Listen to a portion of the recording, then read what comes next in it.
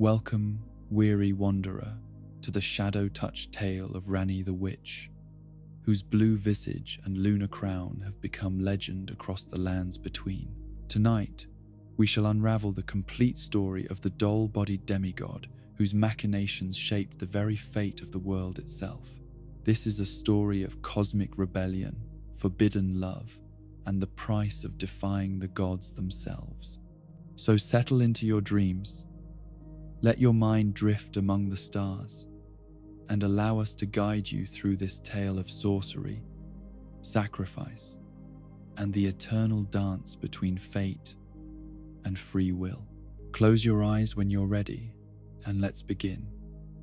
In the ancient days, when the Golden Order had not yet solidified its grip upon the world, when the very concept of death remained locked away behind divine seals and the stars still danced freely across the heavens, there was born into the royal house of Caria a child whose destiny would shake the foundations of reality itself.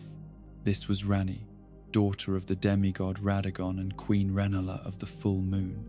Though few could have foreseen that this blue-skinned infant would one day orchestrate the downfall of gods themselves, the circumstances of her birth were themselves touched by cosmic significance. For Ranni entered the world during a rare celestial alignment when the dark moon hung heavy in the sky above the Academy of Raya Lucaria. The court astrologers, those learned scholars who spent their lives interpreting the movements of celestial bodies, declared that such an alignment had not been witnessed for over 1,000 years.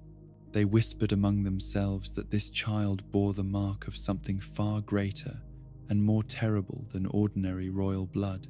Even as an infant, Ranni displayed characteristics that set her apart from other children of noble birth.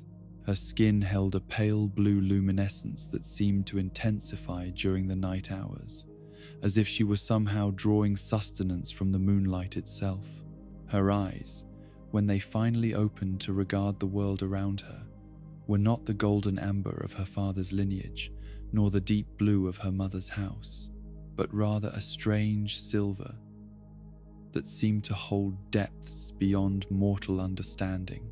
Queen Rennala, that most learned and powerful of lunar sorcerers, recognized immediately that her daughter was what the ancient text described as an Empyrean, a being chosen by the outer gods themselves as a potential vessel for divine will.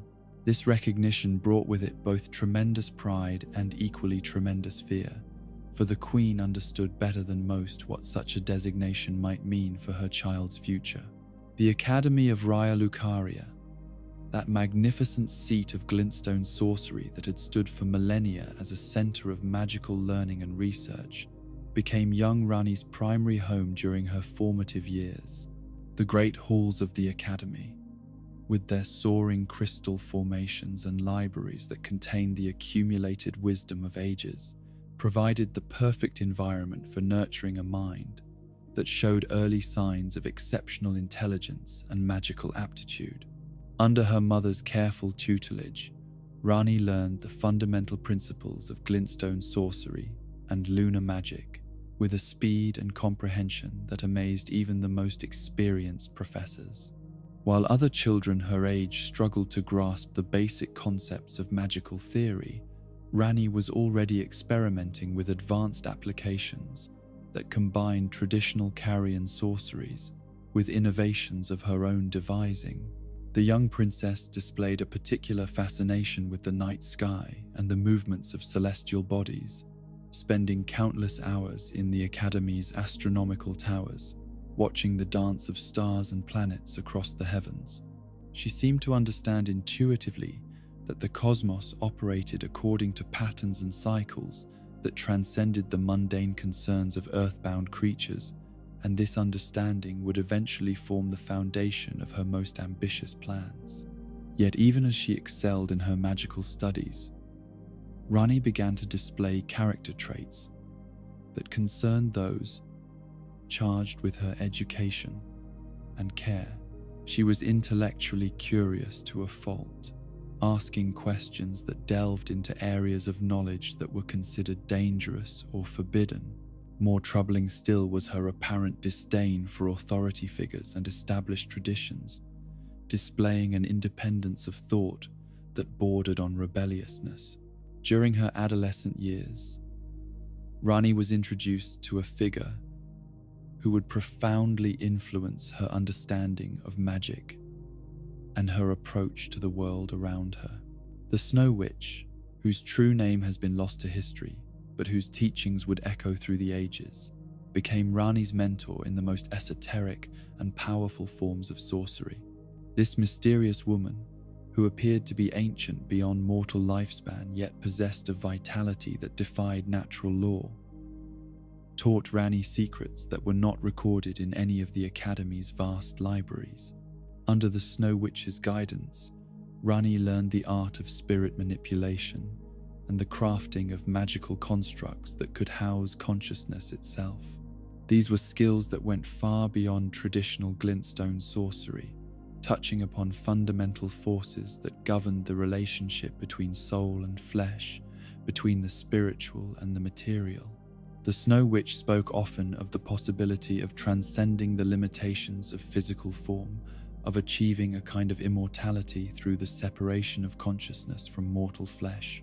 It was during this period of intensive study that Ranni first began to understand the true implications of her status as an Empyrean. The Greater Will, that incomprehensible outer god whose influence had shaped the Golden Order and the very structure of reality within the lands between, had marked her as a potential successor to Queen Marika. This designation carried with it the promise of ultimate power, the ability to rule over all creation as a living goddess, but it also meant eternal servitude to a cosmic force that brooked no independence of thought or action. The realization of what her future was meant to hold filled Ranni with a cold fury that would burn within her for the rest of her extraordinarily long life. She had been born free, had spent her youth exploring the infinite possibilities of magic and knowledge, had dreamed of using her gifts to unlock the mysteries of the cosmos itself, to discover that all of this was merely preparation for a life of divine servitude, that her very soul was considered property of the Greater Will, was an insult that she could neither forgive nor forget. As Ranni matured into young womanhood, her magical abilities continued to grow at a pace that astonished even those familiar with Empyrean potential. She mastered advanced lunar sorceries that had previously been the exclusive domain of the most experienced court wizards, developed new applications for glintstone magic that expanded the very boundaries of what was considered possible, and began experimenting with forms of spirit manipulation that pushed the limits of theoretical knowledge. Yet her greatest talents lay not in the realm of pure magical power, but in the more subtle arts of planning and manipulation. Ranni possessed a mind capable of conceiving strategies that spanned decades or even centuries, able to see connections and possibilities that remained hidden to others. She began to gather around herself individuals who shared her disdain for the established order, building a network of allies and servants who would prove crucial to her eventual rebellion against the gods themselves. The first and perhaps most important of these allies was Blade, the half-wolf warrior who had been created by the Two Fingers themselves as a shadow and guardian for the Empyrean princess. In a cruel irony that would later prove tragically prophetic, the very entities that sought to control Ranni's destiny had provided her with one of her most loyal and capable servants.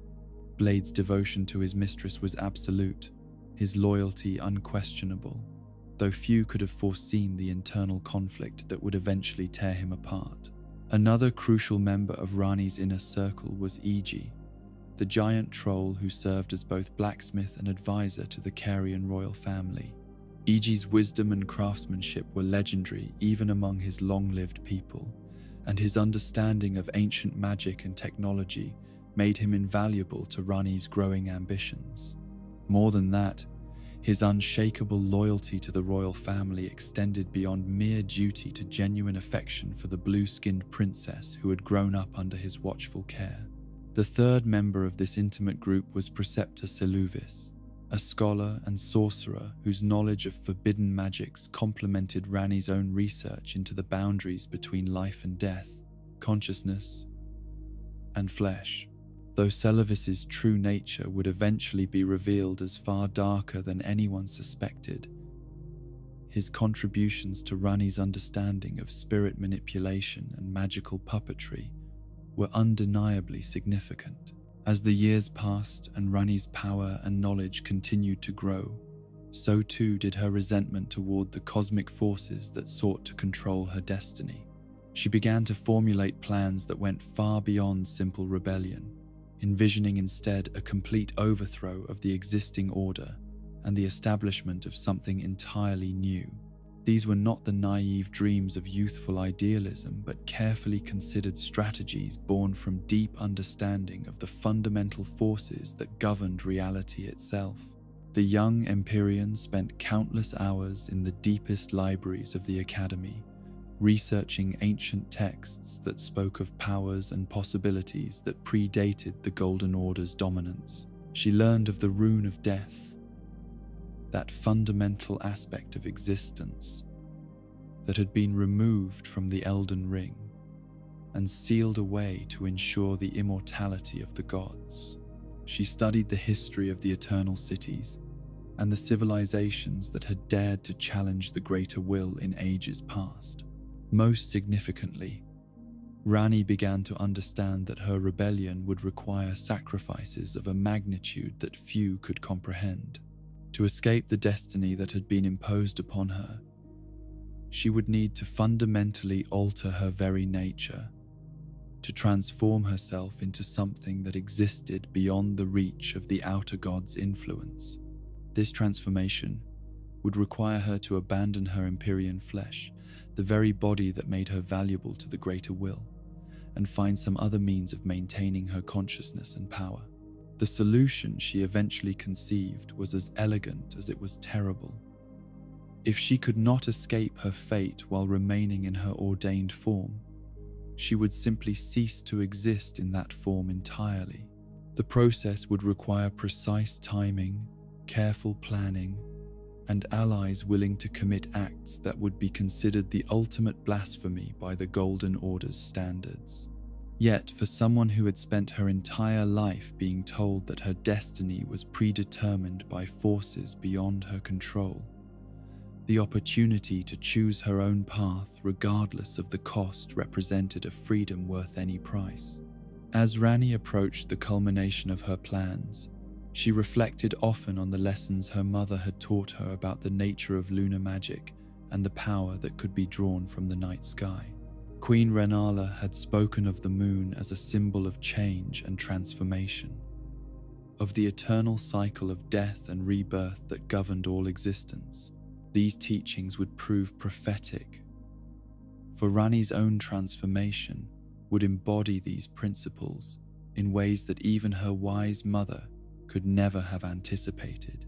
The stage was set, the pieces were in position, and the young Empyrean, who had refused to accept the destiny imposed upon her by uncaring gods, was ready to begin the most audacious rebellion in the history of the lands between. Her plan would shatter the very foundations of the Golden Order, bring death itself back into the world, and ultimately pave the way for an age governed not by the tyranny of outer gods but by the cold, beautiful freedom of the stars themselves. The conspiracy that would forever alter the course of history began not with grand declarations or armies marshaled for war, but with whispered conversations in the deepest chambers of Ranni's tower, where moonlight filtered through ancient windows and cast silver shadows across texts that spoke of powers older than the Golden Order itself. The young Empyrean had spent months in careful study, her brilliant mind dissecting the fundamental structures that held the current world order in place, searching for the single thread that, when pulled, would unravel everything. The key to her rebellion lay in understanding the nature of death itself, and how its absence had become the cornerstone of the gods' power over mortal beings. Since the establishment of the Golden Order, death had been removed from the natural cycle of existence, locked away within the Rune of Death and placed under the guardianship of Malekith, Queen Marika's loyal shadow and brother. This imprisonment of death had ensured that the demigods and their followers could live forever, ruling over mortals who could die, but whose rulers could not, creating an eternal hierarchy that served the Greater Will's vision of perfect, unchanging order. Ranni understood that any true rebellion against this system would require the restoration of death to the world, not as an ending, but as a transformation, a means of escaping the predetermined roles that the outer gods had assigned to every living being.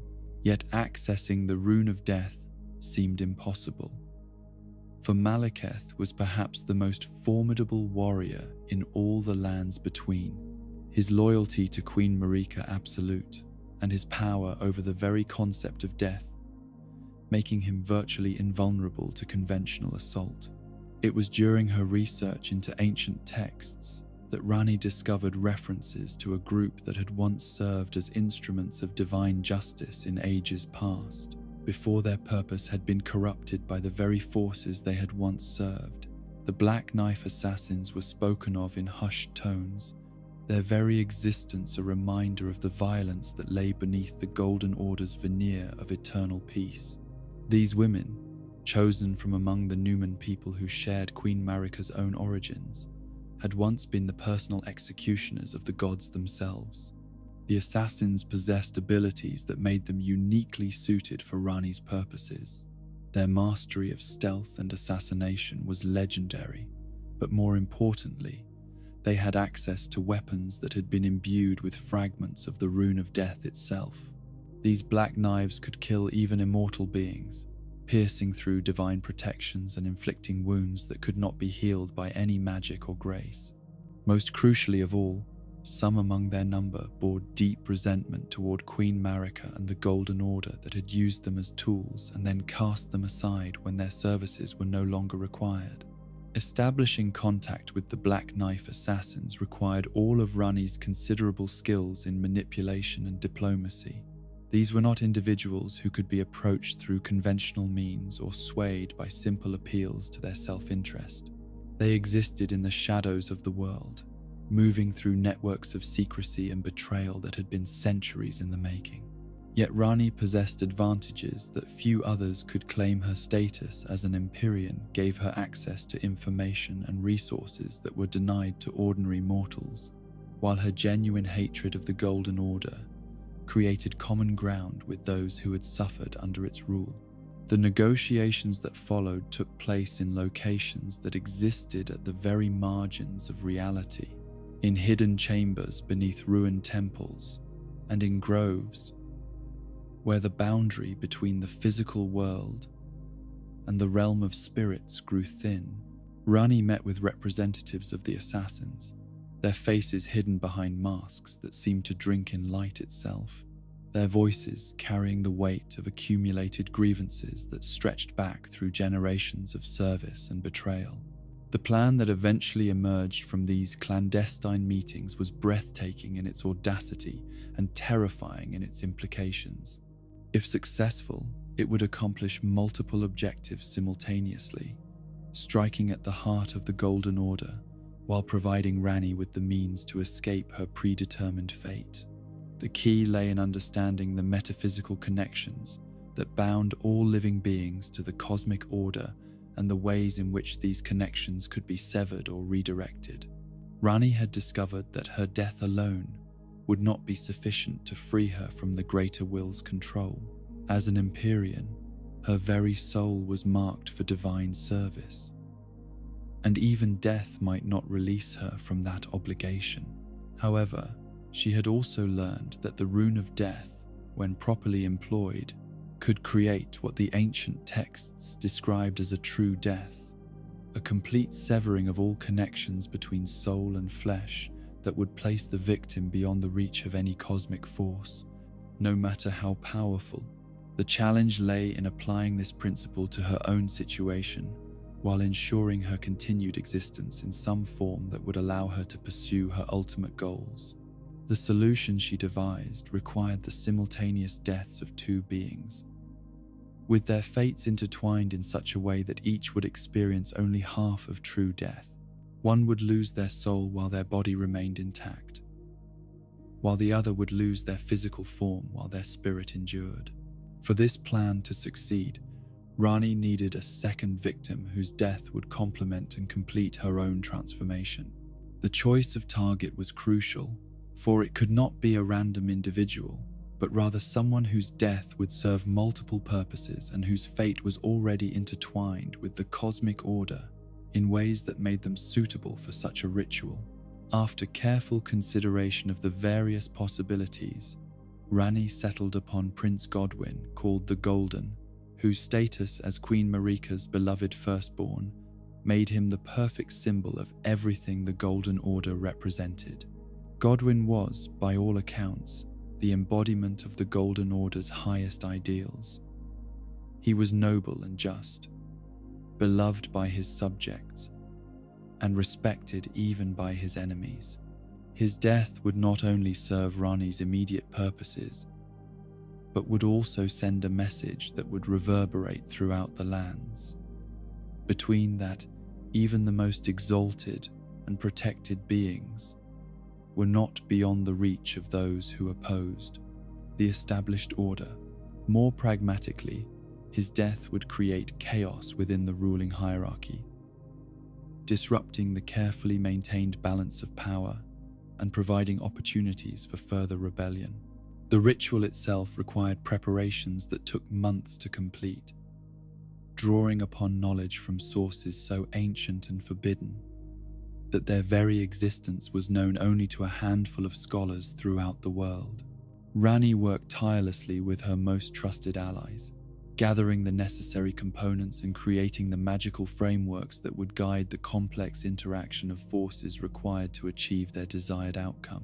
Bled, whose loyalty to his mistress remained absolute despite the increasingly dangerous nature of their activities, served as both guardian and assistant during these preparations. The half-wolf warrior's understanding of the supernatural forces at work was limited, but his devotion to Ranni was complete, and he followed her instructions without question, even as the magnitude of what they were attempting became clear. E.g., with his deep knowledge of ancient craftsmanship and magical theory, proved invaluable in creating the physical components required for the ritual. The giant troll's workshops echoed with the sound of hammer on metal as he forged instruments that would serve purposes no conventional smith could imagine. His skill in working with materials that existed at the boundary between the physical and spiritual realms made him one of the few beings capable of creating tools suitable for manipulating the very fabric of existence itself. Even Seluvis, despite his growing obsession with his own twisted research, contributed knowledge that proved crucial to understanding the mechanisms by which consciousness could be separated from flesh and preserved in alternative forms. His expertise in the creation of magical puppets and the manipulation of spiritual essence provided insights that Ranni incorporated into her own plans for survival beyond physical death. The night chosen for the assassination was one of deep significance in the cosmic calendar, when the celestial alignments would provide the necessary metaphysical conditions for the ritual to succeed. The dark moon hung heavy in the sky, its pale light casting everything in silver shadows that seemed to shift and writhe with their own life. Throughout the lands between, sensitive individuals felt a strange unease, as if the very air itself held the promise of momentous change. The Black Knife assassins moved through the darkness with skills honed across centuries of practice, their forms barely visible even to eyes trained to perceive the subtle signs of their presence. They had divided into two groups, each tasked with eliminating their assigned target at precisely the same moment. For the timing of the deaths was crucial to the success of the overall plan. Any deviation from the carefully calculated schedule could result in catastrophic failure and the deaths of all involved.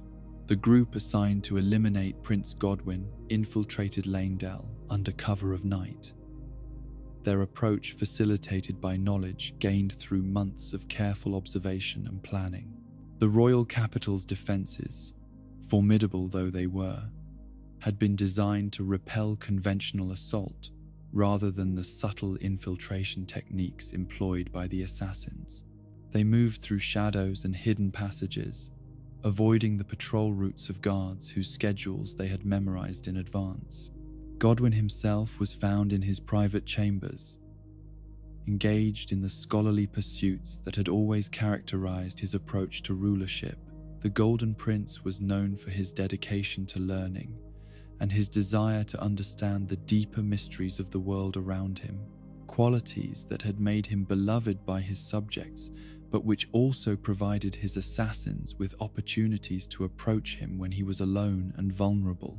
The attack, when it came, was swift and merciless. The Black Knife assassins struck with weapons that carried within them fragments of the rune of death itself, their blades piercing through divine protections, as if they were mere cloth. Yet this was no ordinary assassination, for the knives had been specially prepared for this night, their death-dealing properties modified through Ranni's research to achieve the specific metaphysical effects required by the ritual. As the assassin's blades found their mark, Prince Godwin experienced something that no being in the lands between had felt for countless ages: true death, or at least half of it. His soul was torn from his body and cast into the void beyond existence, severed from the mortal realm by the power of the rune of death. Yet his body remained alive, sustained by the divine grace that flowed through his bloodline, but now empty of the consciousness that had once inhabited it. At the same moment, in her tower many miles away, Ranni enacted her own part of the ritual. Using knowledge gained from years of study under the Snow Witch, she employed techniques of spirit manipulation that had been forgotten by all save a handful of the most learned scholars. As Prince Godwin's soul departed the mortal realm, Ranni used the metaphysical connection created by the ritual to cast off her own Empyrean flesh while preserving her consciousness and transferring it to the specially prepared doll that had been crafted in the image of her beloved teacher. The sensation of death, even the partial death that Ranni experienced, was unlike anything that could be adequately described in mortal language. For a brief moment that seemed to stretch across eternity, she existed in a state between life and death. Between the material and spiritual realms, her consciousness suspended in a void where the normal laws of existence held no sway.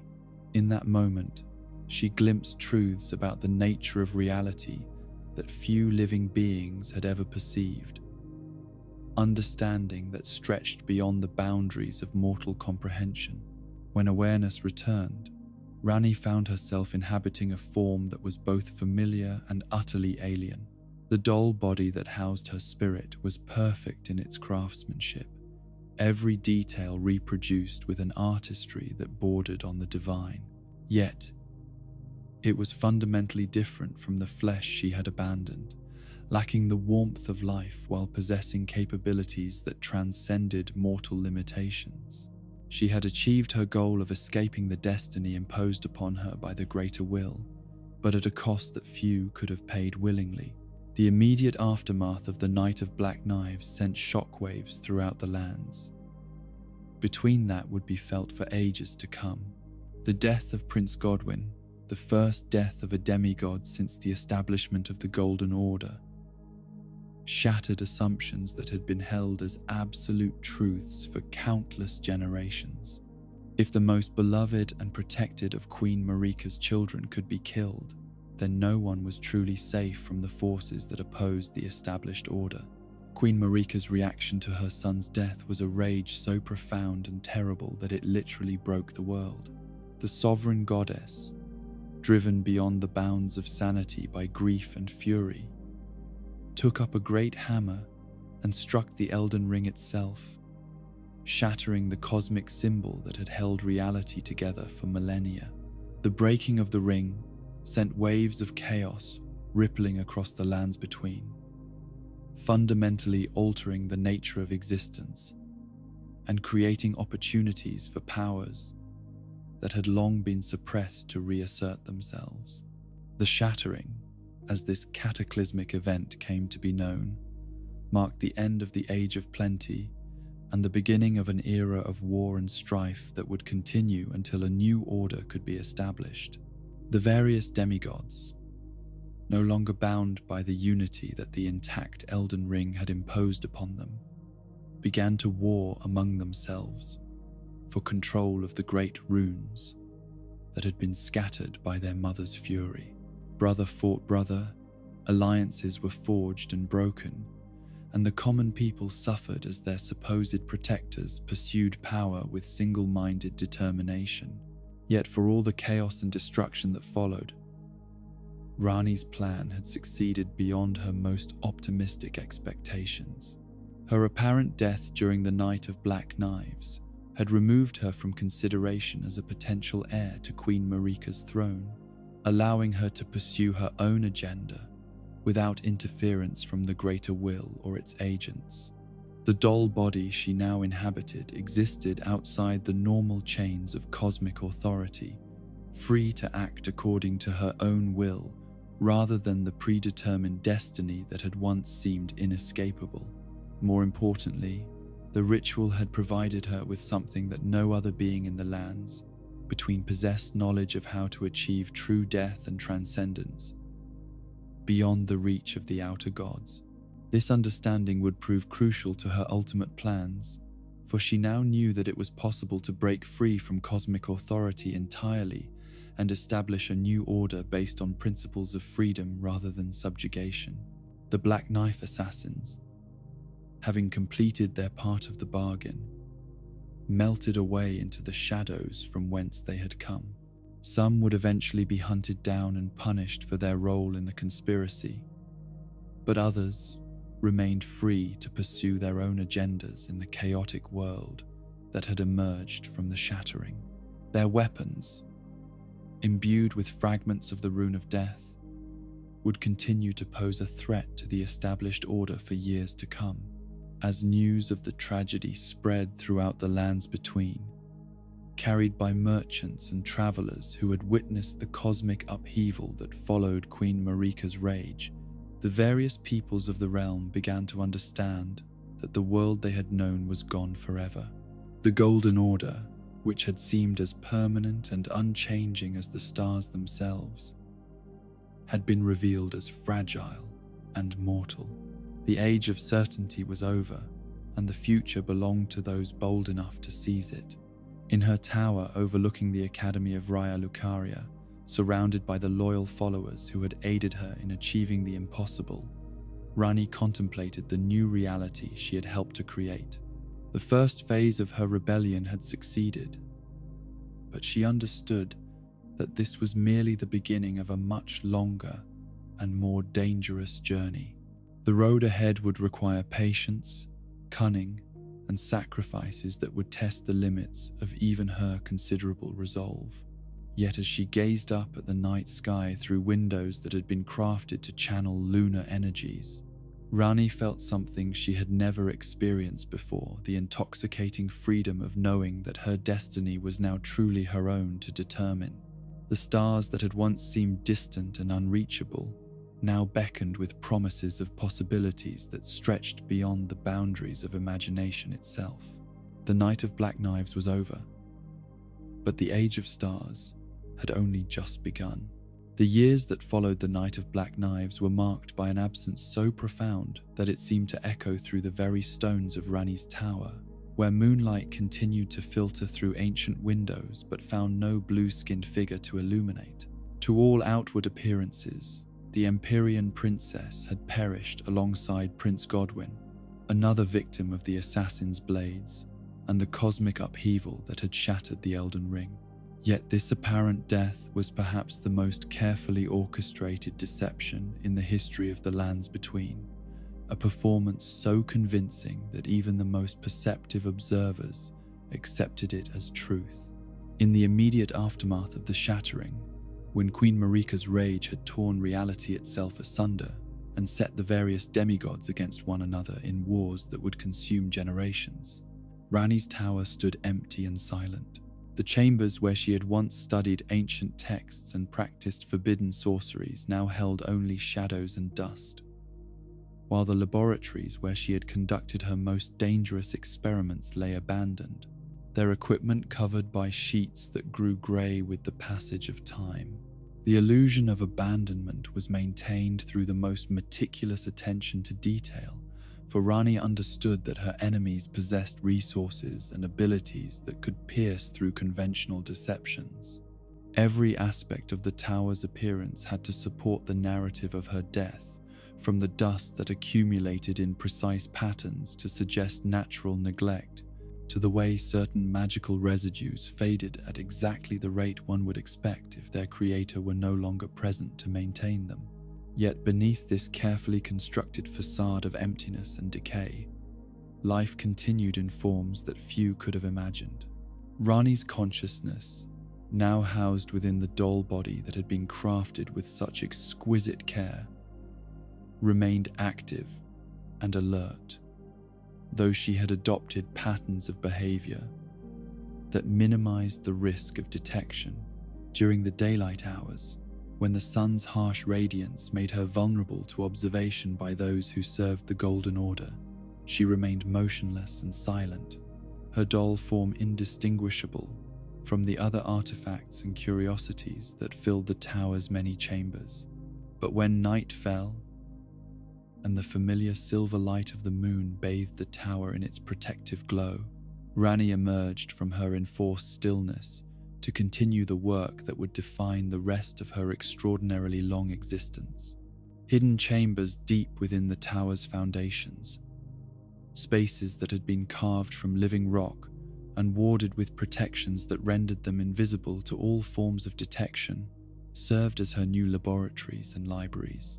These subterranean sanctuaries contained the fruits of centuries of research and experimentation, collections of knowledge that represented the accumulated wisdom of civilizations that had risen and fallen before the Golden Order had achieved its dominance. Ancient texts written in languages that predated human settlement of the lands between sat alongside more recent works that detailed the precise mechanisms by which the current cosmic order maintained its grip on reality. The transformation from flesh to doll had brought with it changes that went far beyond the merely physical. Ranni's perception of time itself had altered in ways that proved both blessing and curse, for while she no longer experienced the urgent biological rhythms that drove mortal creatures, she also found herself capable of a patience that stretched across decades without effort or strain. Projects that would have required multiple human lifetimes to complete became feasible endeavors that she could pursue with methodical dedication. Her research during these hidden years focused primarily on understanding the fundamental structures that governed the relationship between the physical and spiritual realms, knowledge that would prove essential to her ultimate plans for cosmic rebellion. She studied the ancient texts that spoke of civilizations that had achieved independence from the outer gods, learning from their successes and failures in equal measure. Of particular interest were the records that detailed the fate of the eternal cities, those underground metropolises that had once challenged the greater will's authority and paid for their defiance with destruction from the heavens. Ranni understood that her own rebellion would need to avoid the mistakes that had led to their downfall, while incorporating the innovations that had allowed them to achieve temporary freedom from cosmic control. Throughout these years of exile and hidden study, Ranni was sustained by the unwavering loyalty of the three followers who had supported her conspiracy from its earliest stages. Each of these individuals paid their own price for their dedication to her cause, enduring isolation and danger that would have broken lesser souls. E.g., the great troll who served as both blacksmith and counselor, maintained his post at the road leading to Carrier Manor, with a dedication that bordered on the supernatural. To casual observers, He appeared to be simply another of the many craftsmen who served the nobility of Liurnia, his forge producing weapons and tools for travelers who had need of his services. Yet beneath this mundane exterior, he served as the primary guardian of Ranni's secrets and the coordinator of activities that required interaction with the outside world. The Giant's workshop became a hub of covert activity during the years of exile, though its true purpose remained hidden beneath layers of misdirection and careful planning. Merchants who stopped to have their weapons repaired left with more than they had bargained for, carrying messages and packages to destinations throughout the lands between, without ever understanding the true significance of their cargo. Iji's mastery of metallurgy and enchantment proved invaluable to Ranni's long-term preparations, for her plans would eventually require tools and weapons that existed at the very boundaries of possibility. Working from designs and specifications that she provided during their clandestine meetings, he forged items that combined ancient techniques with innovations born from her research into the fundamental nature of reality itself. The loneliness of his vigil was perhaps the greatest burden that Iji bore during these years, for the gregarious nature of his people made isolation particularly difficult to endure. Yet his loyalty to the royal family and his understanding of the cosmic significance of Ranni's work provided him with strength to continue his duties, regardless of the personal cost. Bled's situation during this period was perhaps the most tragic of all, for the half-wolf warrior faced internal conflicts that grew more severe with each passing year. His creation by the Two Fingers as a shadow and protector for Ranni had embedded within his very essence competing loyalties that could not be reconciled through rational thought or conscious choice. On one level, his devotion to Ranni remained absolute and unshakable, a bond that transcended normal relationships and approached the realm of mystical connection. Every fiber of his being called out for him to serve and protect his mistress, to stand by her side, regardless of the dangers or consequences that might follow. This loyalty was not merely emotional, but encoded into his fundamental nature, as much a part of him as his lupine features or his supernatural strength. Yet at the same time, the Two Fingers had designed him with safeguards and compulsions that were intended to ensure that he could never truly act against their interests or the greater will they served. As Ranni's rebellion became more pronounced and her defiance of cosmic authority more explicit, these competing programmed loyalties began to tear at the warrior's consciousness in ways that caused him increasing psychological torment. During the early years of exile, Blade managed to maintain his sanity through a combination of willpower and careful avoidance of situations that might trigger the worst of his internal conflicts. He continued to serve as Ranni's primary agent in the outside world, gathering information about political developments and monitoring the activities of those who might pose threats to her hidden existence. His missions during this period took him to every corner of the lands between, from the war-torn battlefields, where the demigods fought their endless conflicts, to the peaceful settlements, where ordinary people struggled to maintain their lives amid the chaos of the shattering. His reports provided Ranni with a comprehensive understanding of how the cosmic upheaval was affecting different regions and populations, information that would prove crucial to timing her eventual return to active involvement in world affairs. Yet with each passing year, the strain of his situation became more apparent to those who knew him well. The easy confidence and jovial nature that had once characterized his interactions gave way to periods of brooding silence and barely contained agitation. He began to experience episodes where his awareness seemed to fragment, leaving him uncertain about his own thoughts and motivations.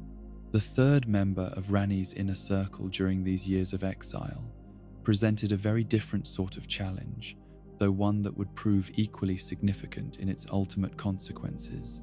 Preceptor Seluvis had always been the most intellectually gifted and morally flexible of her followers, qualities that made him invaluable for certain types of research, while also making him potentially dangerous if his interests diverged from her own.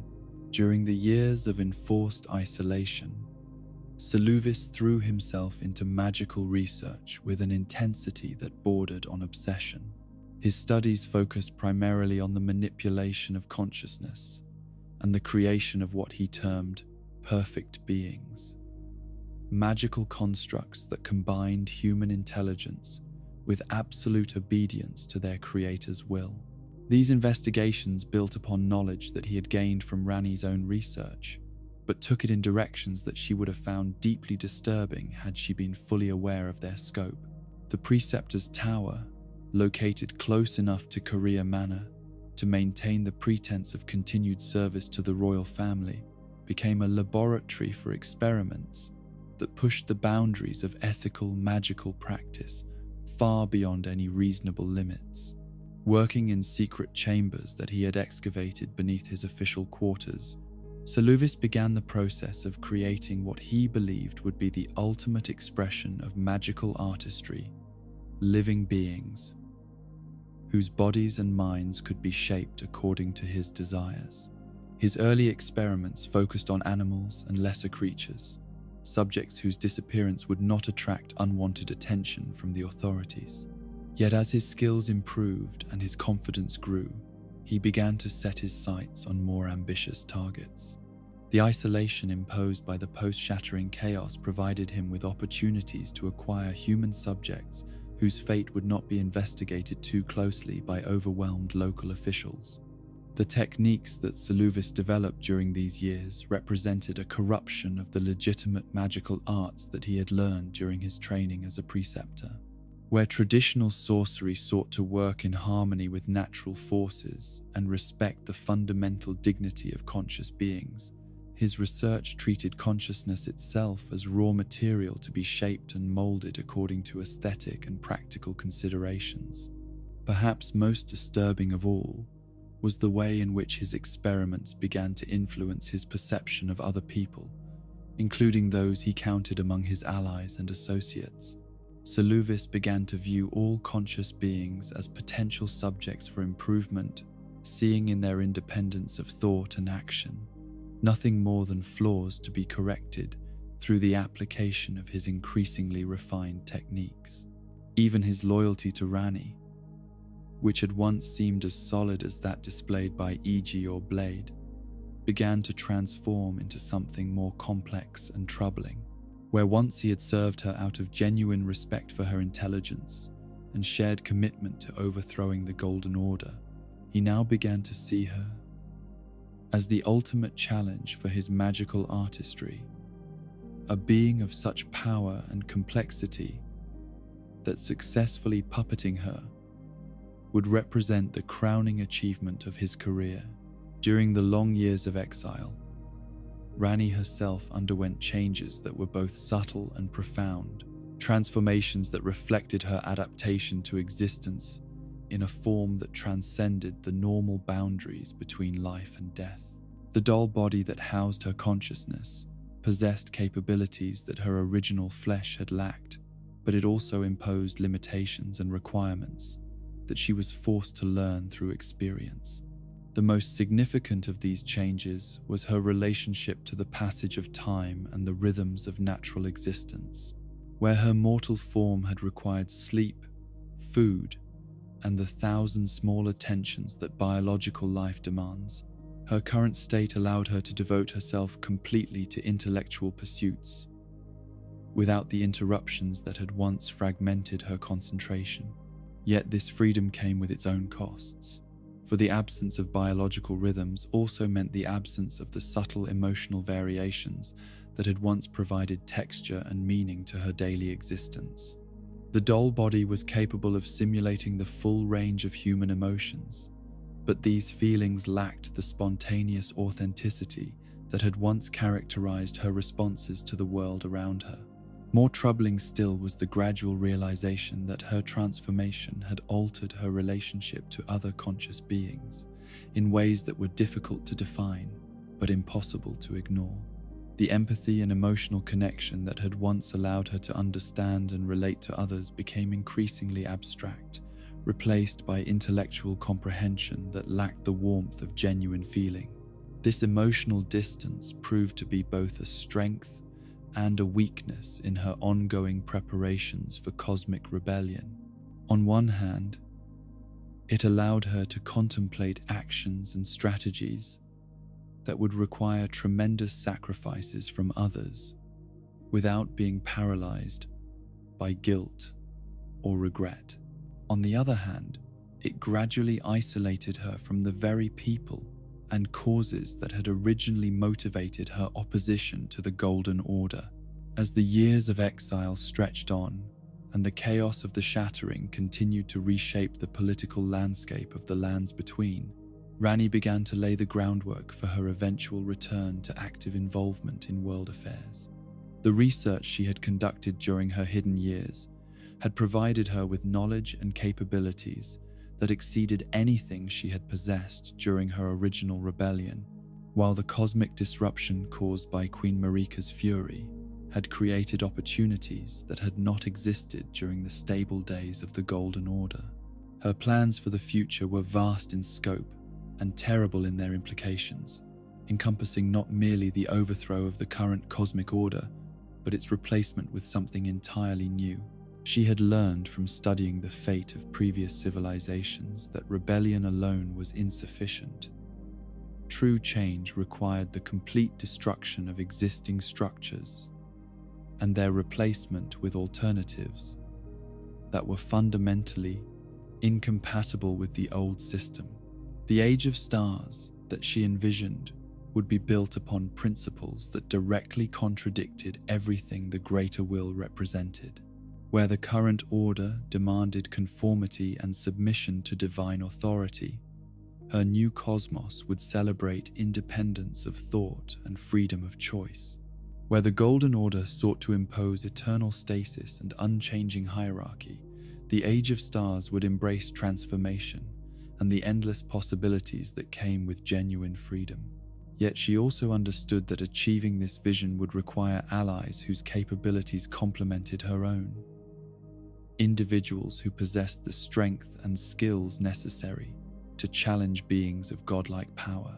The Shattering had scattered powerful artifacts and awakened ancient forces that had long lain dormant, but harnessing these resources would require agents who could operate in the chaotic world that had emerged from the cosmic upheaval.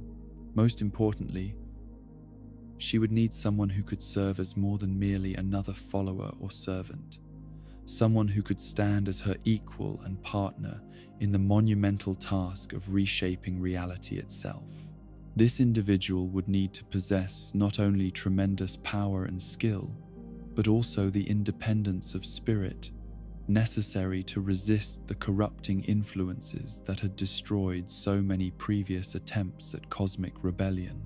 As her plans approached the point where active intervention would become necessary, Ranni began to sense stirrings in the wider world that suggested the time of her emergence was drawing near. The Tarnished, those exiled warriors who had once served the Golden Order before being cast out for reasons both political and personal, were beginning to return to the lands between in increasing numbers. Among these returning exiles, her supernatural senses detected individuals whose potential exceeded anything she had encountered during her years of careful observation. These were beings who had been shaped by experiences that transcended normal mortal existence, warriors and scholars who had learned to survive and thrive in circumstances that would have destroyed lesser individuals. The stage was set for the next phase of her rebellion, though she understood that the path ahead would be even more dangerous and demanding than anything she had previously attempted. The enemies she would face in the coming conflict possessed power that dwarfed anything the Golden Order had wielded during its period of unchallenged dominance, while the stakes of failure had grown to encompass the very existence of consciousness itself. Yet, as she prepared to emerge from the shadows where she had hidden for so long, Ranni felt something that her doll form had rarely experienced during the years of exile, anticipation tinged with something that might have been joy. The long period of preparation was finally coming to an end, and the true test of her vision and capabilities was about to begin. The age of exile was drawing to a close, and the age of stars beckoned with promises of freedom that were worth any sacrifice to achieve.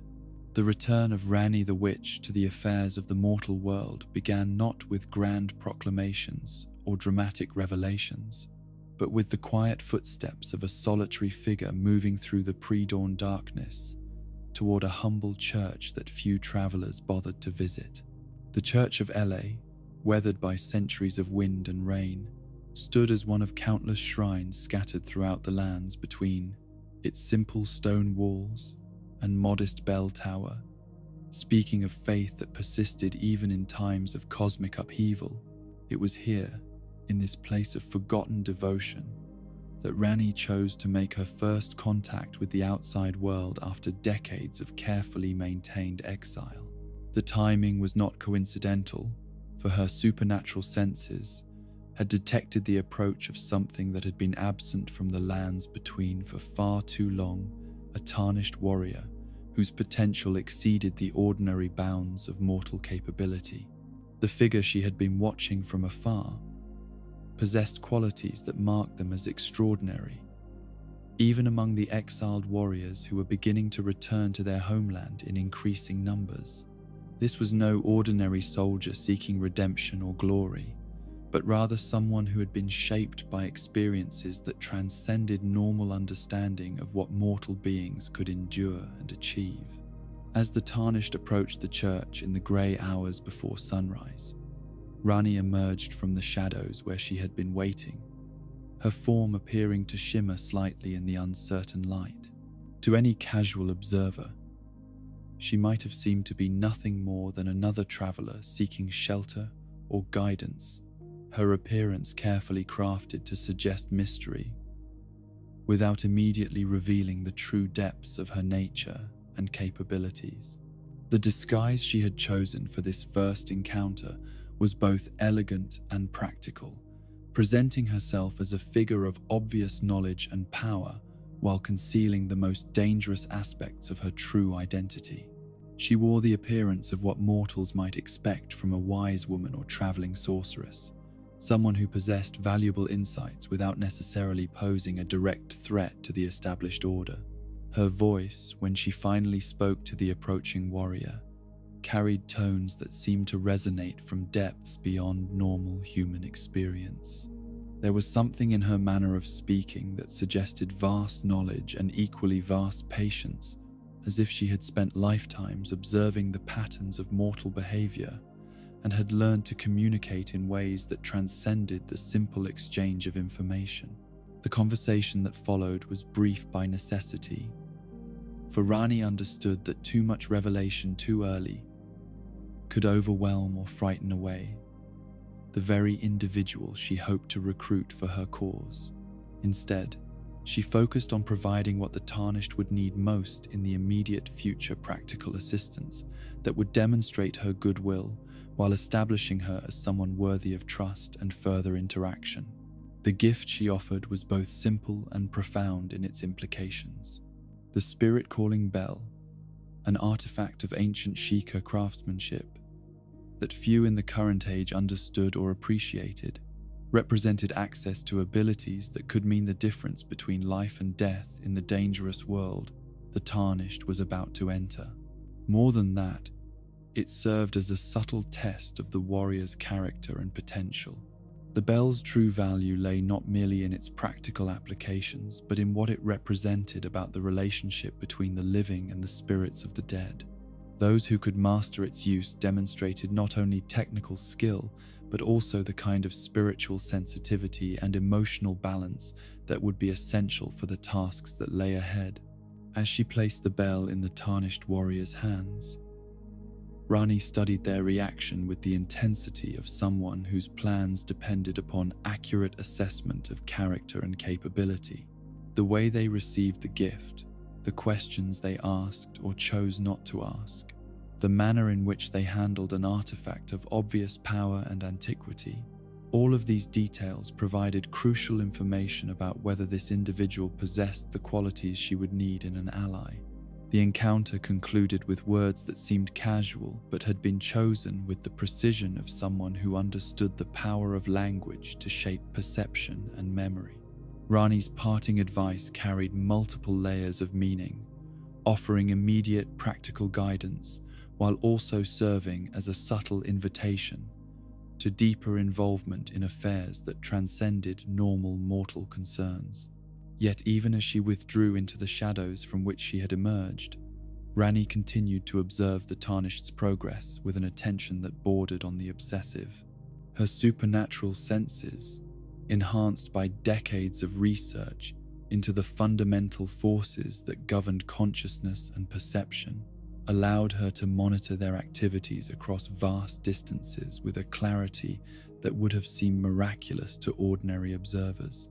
The weeks and months that followed provided her with a comprehensive education in the Tarnished warrior's character, capabilities, and potential for the role she hoped they might eventually accept. She watched as they navigated the complex political landscape of post-shattering Liurnia, observing how they handled conflicts with other warriors, their approach to dealing with the various factions and interest groups they encountered, and most importantly, their reaction to power and the opportunities it presented.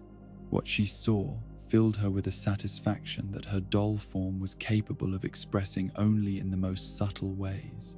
This was indeed an individual who possessed the rare combination of strength, intelligence, and moral flexibility that would be essential for someone who hoped to challenge the cosmic order itself.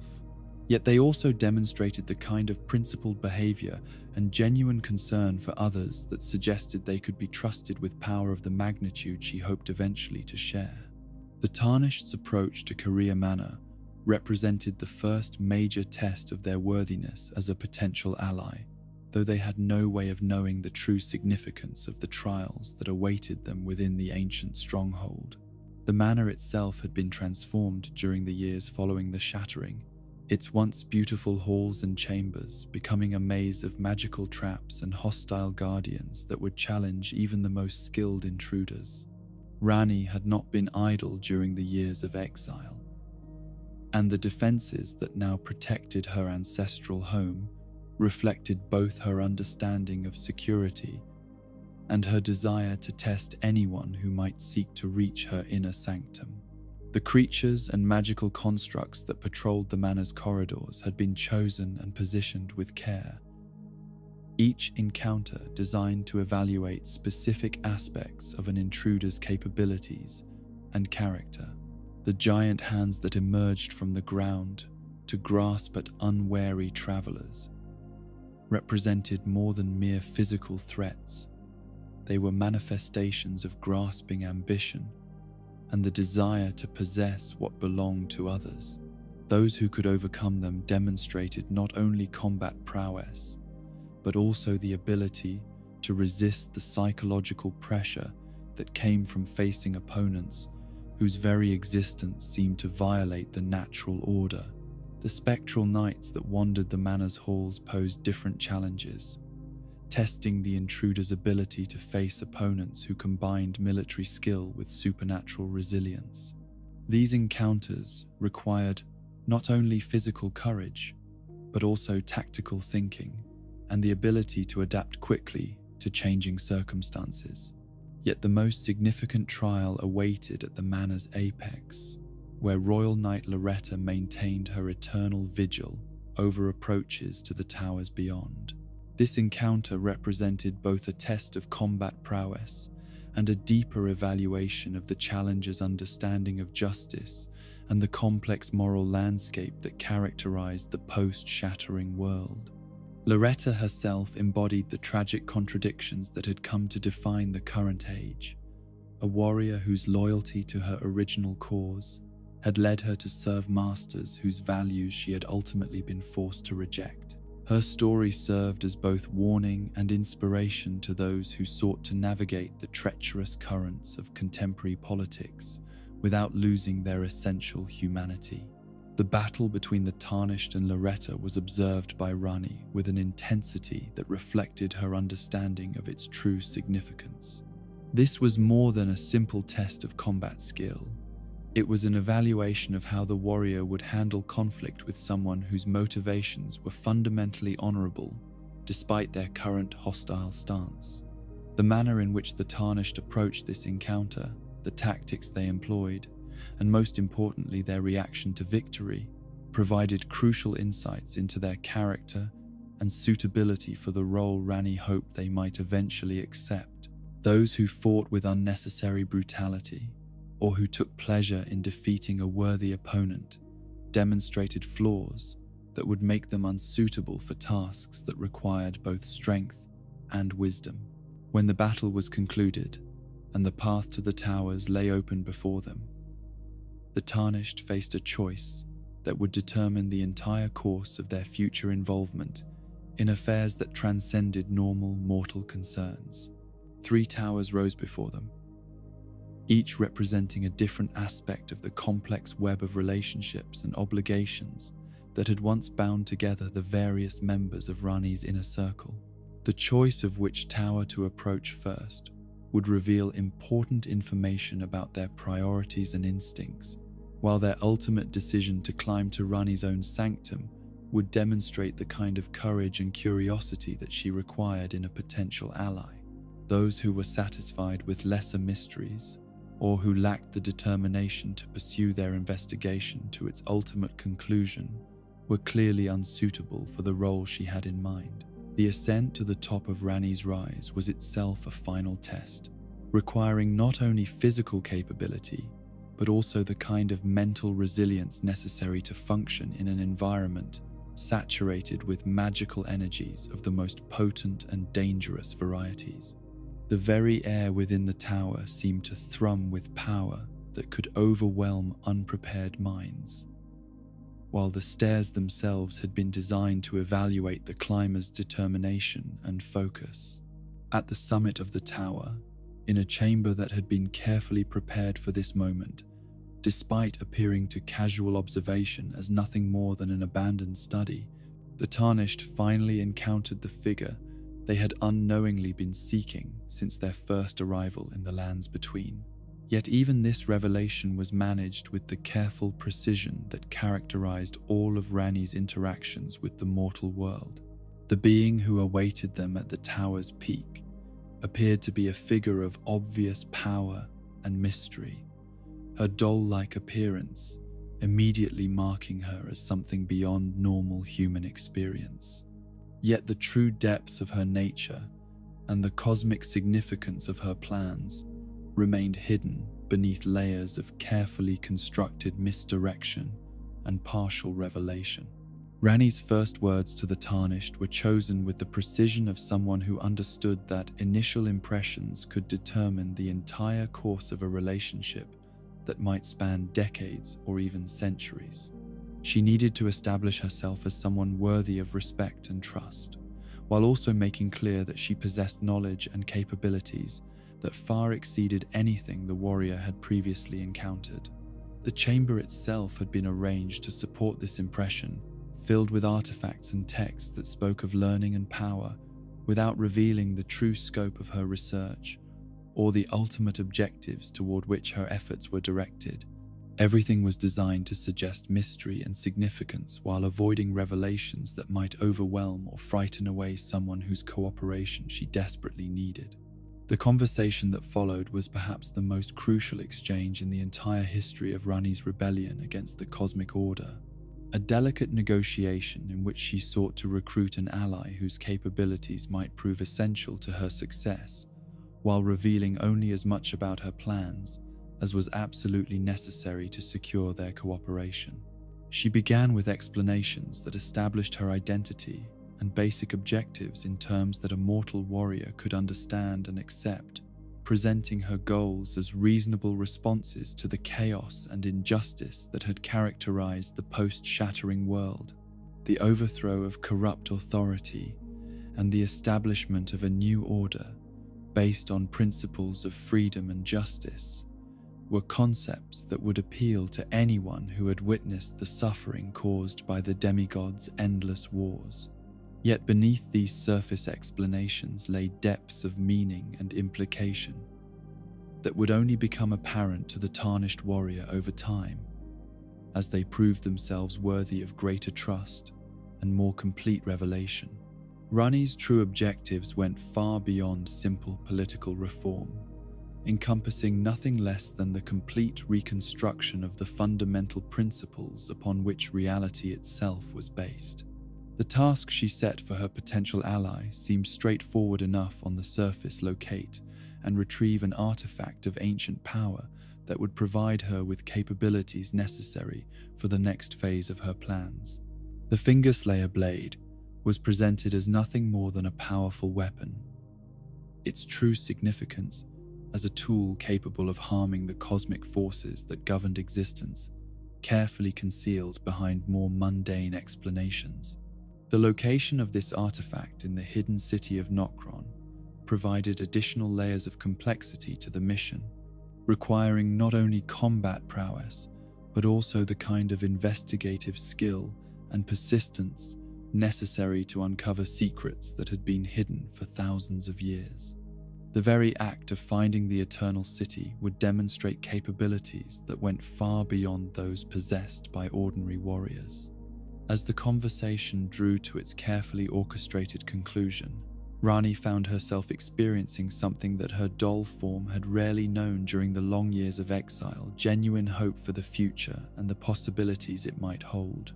The tarnished warrior who stood before her possessed qualities that exceeded even her most optimistic expectations, combining strength and intelligence with the kind of moral flexibility that would be essential for someone who hoped to reshape the cosmic order. The alliance that was forged in that tower chamber would prove to be one of the most significant partnerships in the history of the lands between, a meeting of minds and purposes that would ultimately determine the fate of consciousness itself. Yet neither participant fully understood the magnitude of what they were beginning, the sacrifices that would be required, or the terrible prices that would be paid before their shared vision could be achieved.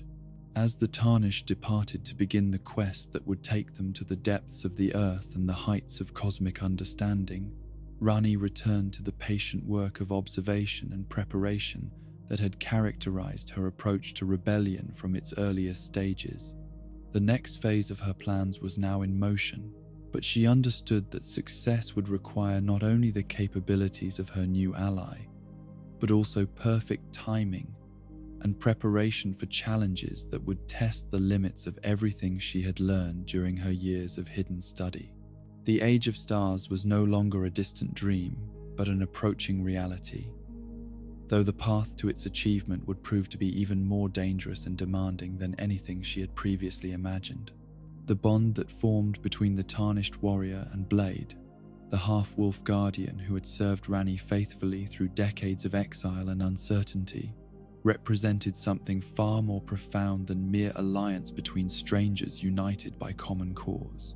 From their first meeting in the ruins of Mistwood, where the sound of howling had drawn the curious traveler to investigate what seemed to be nothing more than ambient wilderness noise, there had been an immediate recognition of kinship that transcended the normal barriers between different species and backgrounds. Blade himself embodied contradictions that made him a figure of both tremendous strength and equally tremendous tragedy. His physical form combined the noble bearing of a knight with the predatory grace of his lupine heritage, creating a presence that commanded respect from allies and enemies alike. Yet beneath this impressive exterior lay psychological complexities that grew more troubling with each passing day, internal conflicts that threatened to tear apart the very foundations of his identity and purpose. The warrior's loyalty to Ranni was absolute in ways that few mortal beings could truly comprehend, a devotion that had been encoded into his fundamental nature by the Two Fingers who had created him specifically to serve as her shadow and protector, every fiber of his being called out for him to stand by her side, to defend her against any threat, to support her goals regardless of their ultimate implications for the cosmic order that had brought him into existence. Yet this same loyalty created within him a terrible paradox, for the very entities that had crafted him with such devoted purpose had also embedded safeguards and compulsions designed to prevent him from truly acting against their interests. As Ranni's rebellion grew more pronounced and her defiance of the greater will more explicit, these competing programmed imperatives began to create psychological stresses that manifested in increasingly disturbing ways. The friendship that developed between Blade and the Tarnished provided the half-wolf warrior with something he had rarely experienced during his long existence: companionship with someone who accepted him without question or judgment, who valued his strength and loyalty without seeking to exploit or manipulate these qualities for ulterior purposes. In the Tarnished, he found someone who understood the weight of duty and the complexity of serving causes that demanded tremendous personal sacrifice. Their shared adventures across the war-torn landscape of the lands between forged bonds that went beyond mere professional cooperation, creating the kind of brotherhood that emerges when individuals face mortal danger together and learn to trust one another with their lives. Whether fighting side by side against the corrupted creatures that plagued the countryside, or sharing quiet moments around campfires where they exchanged stories of their respective pasts, they developed a mutual understanding that enriched both of their otherwise isolated existences. For the Tarnished, Blade represented access to knowledge and perspectives that would have been impossible to acquire through any other means. The half-wolf's centuries of service to Ranni had given him insights into the hidden currents that shaped contemporary politics, understanding of magical forces that few scholars possessed, and most importantly, a deep appreciation for the cosmic significance of the events in which they were becoming increasingly involved. Yet even as their friendship deepened and their mutual trust grew stronger, both warriors remained aware that larger forces were at work around them, cosmic currents that would eventually sweep them toward destinations they could not yet foresee. The quest that Ranni had set for them to locate and retrieve the Fingerslayer blade from the hidden depths of Nokron would require not only their combined skills, but also sacrifices that neither fully understood when they first agreed to undertake the mission. The path to the Eternal City lay through challenges that had been carefully orchestrated by powers whose understanding of mortal psychology and capability far exceeded anything possessed by conventional rulers or military commanders. The stars themselves had been held in place by the will of General Radahn, the mightiest warrior among all the demigods, whose strength was so great that he had literally prevented celestial bodies from following their natural courses through the heavens. The necessity of confronting Radahn represented more than simply removing an obstacle to their ultimate objective. It served as a test of the Tarnished warrior's capability to face opponents whose power transcended normal mortal understanding. Radahn himself had been transformed by exposure to the Scarlet Rot into something that barely retained the noble characteristics that had once made him beloved by his followers. Yet his raw strength and combat prowess remained undiminished by the corruption that had claimed his sanity. The festival of combat that had been organized to provide challengers with some hope of defeating the Mad General represented a gathering of some of the most formidable warriors still active in the post-shattering world. Yet even this concentration of martial excellence would prove insufficient without the kind of tactical innovation and adaptability that marked truly exceptional fighters. The battle itself, when it finally commenced beneath the burning sky of Caelid, represented a convergence of forces that had been building toward this moment for decades. Radahn's leonine mount, the horse Leonard, whose loyalty had inspired legendary devotion from the general, bore its master into combat with the same courage that had characterized their partnership during the wars that had defined the early years following the shattering. The sight of the massive warrior astride his comparatively tiny steed might have seemed comical to casual observers, yet those who witnessed the battle understood that they were seeing something that transcended normal considerations of proportion and dignity.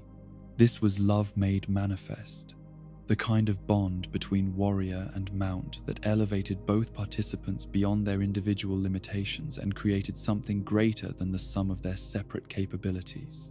The Tarnished's victory over this legendary opponent required not only exceptional skill and courage, but also the kind of tactical flexibility that marked truly gifted strategists. The battle could not be won through brute force alone, for Radahn's strength exceeded that of any mortal challenger. Instead, success required understanding of the general's psychological state and the way his madness had altered his approach to combat. The moment of Radahn's death sent ripples through the fabric of reality itself, as the magical forces that had held the stars in their unnatural positions suddenly released their grip on celestial bodies that had been straining against cosmic bonds for decades. The liberation of stellar motion triggered events that had been prophesied by ancient texts but which few living beings had expected to witness during their lifetimes. The star that fell from the newly liberated heavens struck the earth with force that shook the foundations of continents, its impact creating a crater that revealed passages leading deep into the underground realms that few surface dwellers had ever suspected existed. Yet this catastrophic event was not random destruction, but rather the precise fulfillment of cosmic patterns that had been established long before the current age began. Sorceress Selen, whose knowledge of astrology and stellar magic had allowed her to predict these events with supernatural accuracy, had foreseen that Radahn's death would create exactly the circumstances necessary to access the hidden city of Nokron. Her understanding of the connections between celestial movements and terrestrial geography represented knowledge that bordered on the divine, insights into fundamental principles that govern the relationship between heaven and earth. The descent into the newly revealed passages required courage of a different sort than that needed for surface combat, for the underground realms operated according to principles that challenged conventional understanding of space and causality. The very air in these depths seemed thick with mysteries that pressed against the mind like half-remembered dreams, while the architecture itself appeared to have been designed by intelligences whose aesthetic sensibilities differed fundamentally from anything created by surface civilizations. Nokron itself, when the explorers finally reached its boundaries, proved to be both more magnificent and more terrible than anything described in the ancient texts that had preserved fragmentary accounts of its existence. This was a city that had been built not merely to house its inhabitants, but to serve as a statement about the possibilities inherent in civilizations that refused to accept the limitations imposed by conventional cosmic authority. The buildings that lined its streets had been crafted from materials that seemed to hold starlight within their very substance, creating an environment where the normal boundaries between day and night, between the terrestrial and the celestial, had been deliberately blurred beyond recognition. Every surface bore decorative elements that spoke of artistic traditions developed over millennia of independent cultural evolution. Yet the most striking aspect of the Eternal City was not its architecture or its obvious technological sophistication, but rather the profound sense of loss that permeated every corner of its streets and plazas.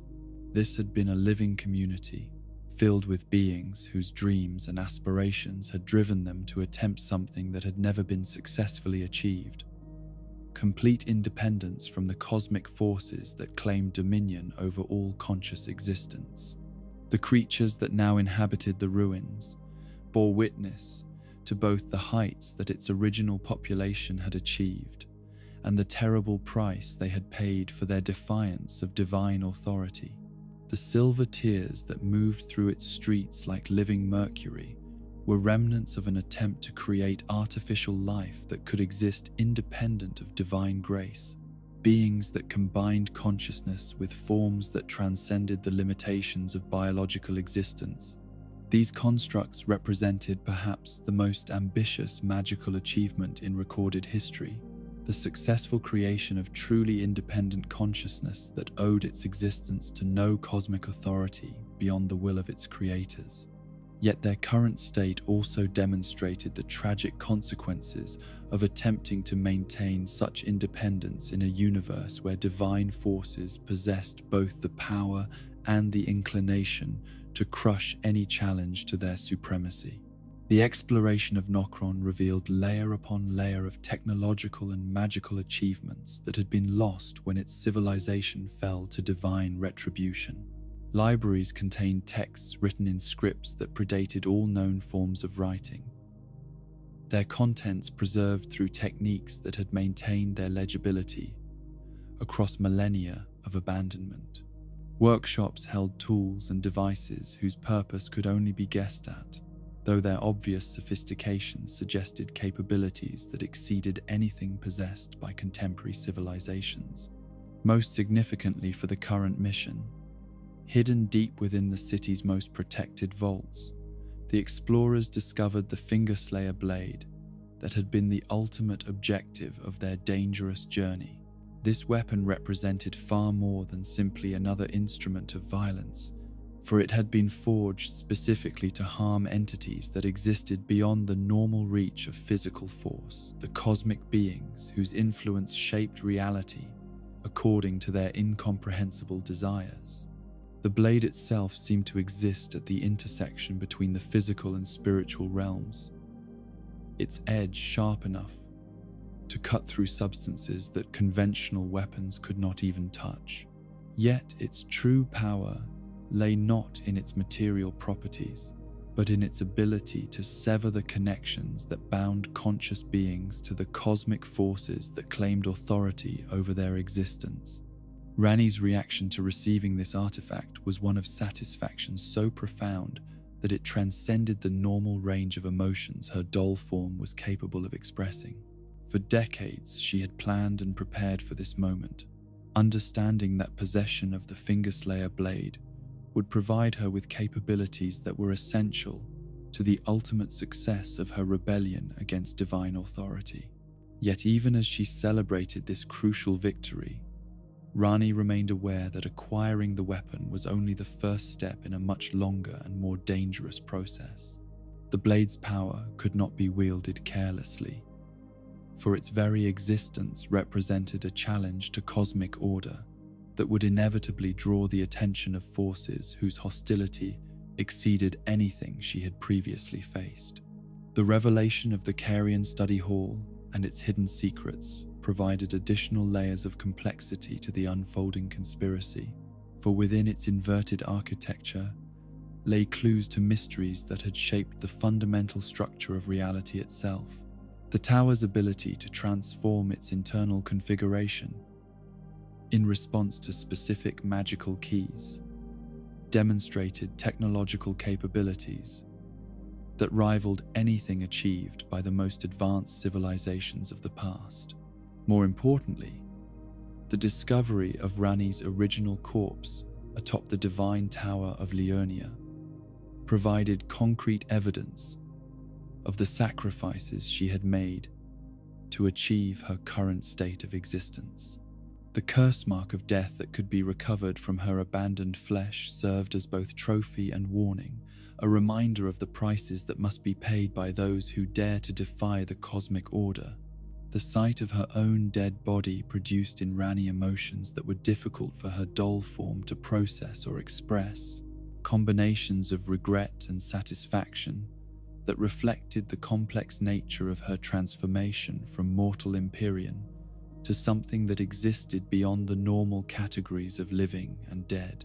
She had gained freedom from divine authority, but at the cost of abandoning the physical form that had connected her to the world of ordinary existence. As the various threads of her conspiracy began to converge toward their ultimate purpose, Ranni found herself experiencing anticipation mixed with a growing awareness of the magnitude of the challenges that lay ahead. The acquisition of the Fingerslayer blade had provided her with one essential tool, but achieving her ultimate vision of cosmic transformation would require resources and capabilities that extended far beyond anything a single weapon could provide. The path forward would demand not only exceptional courage and skill from her allies, but also sacrifices that would test the limits of their dedication to causes that transcended personal survival or conventional notions of success. The Age of Stars that she envisioned would be built upon foundations that required the complete destruction of existing cosmic structures, a process that would inevitably claim victims among even those who supported her ultimate objectives. Yet, as she contemplated the trials ahead, Ranni also experienced something that her long existence had rarely offered: hope for a future that would be shaped by choice rather than cosmic predestination, where conscious beings could pursue their own destinies without interference from divine authorities, whose understanding of mortal needs and desires remained forever limited by their own incomprehensible nature.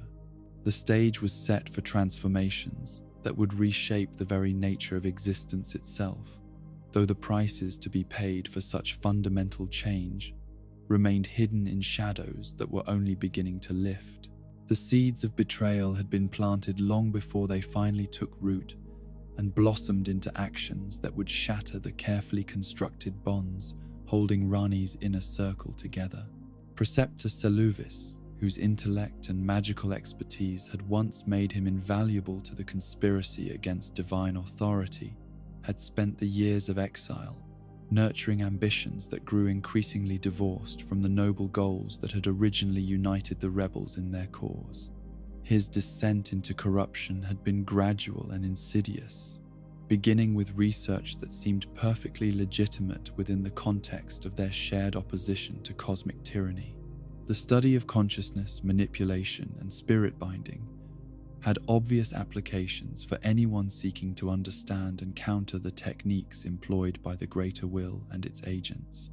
Yet what had started as defensive research had slowly transformed into something far darker and more personal. The isolation imposed by their clandestine existence had provided Seluvis with opportunities to pursue investigations that his colleagues might have questioned had they been fully aware of their scope and direction. Working in secret laboratories carved from the living rock beneath his tower, he had pushed the boundaries of ethical magical practice far beyond any reasonable limits, treating consciousness itself as raw material to be shaped according to his increasingly twisted aesthetic sensibilities. His experiments had begun with simple creatures, whose disappearance would attract no unwanted attention from the authorities. Insects and small animals provided him with subjects for testing techniques that combined traditional sorcery with innovations born from his own fevered imagination.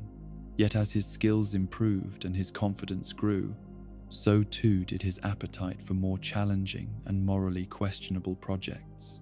The transition from animal subjects to human targets had been justified through elaborate rationalizations that transformed acts of profound evil into expressions of artistic vision and scientific curiosity.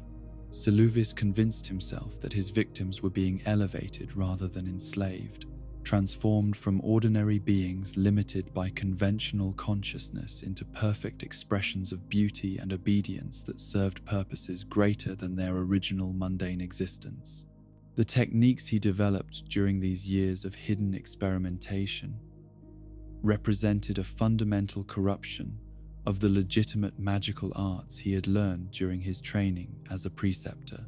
Where traditional sorcery sought to work in harmony with natural forces and respect the fundamental dignity of conscious beings, his research treated the minds and souls of others as nothing more than clay to be molded according to his desires. Perhaps most disturbing of all was the way his experiments gradually altered his perception of everyone around him, including those he had once considered allies and friends. Seluvis began to view all conscious beings as potential subjects for improvement, seeing in their independence of thought and action nothing more than flaws to be corrected through the application of his increasingly sophisticated techniques.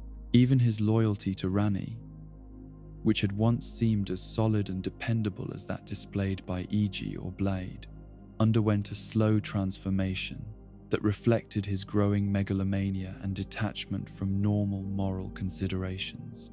Where once he had served her out of genuine respect for her intelligence and shared commitment to overthrowing the Golden Order, he now began to see her as the ultimate challenge for his magical artistry.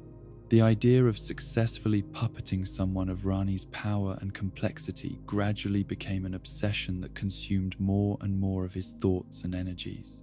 He convinced himself that such an achievement would represent the crowning accomplishment of his career, a demonstration of mastery that would place him among the greatest sorcerers in history.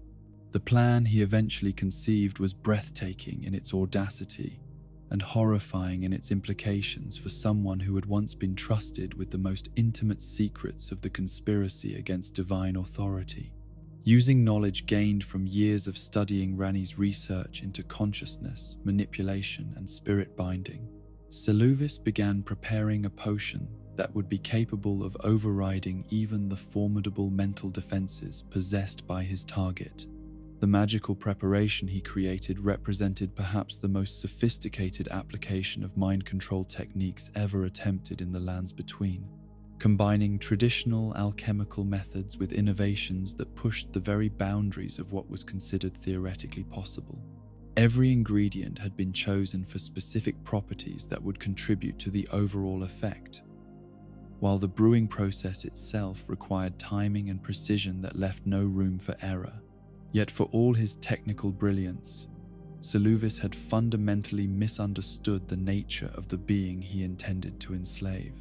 His years of hidden experimentation had provided him with extensive experience manipulating ordinary human consciousness, but Ranni's mind existed in a doll body that operated according to principles far removed from biological psychology.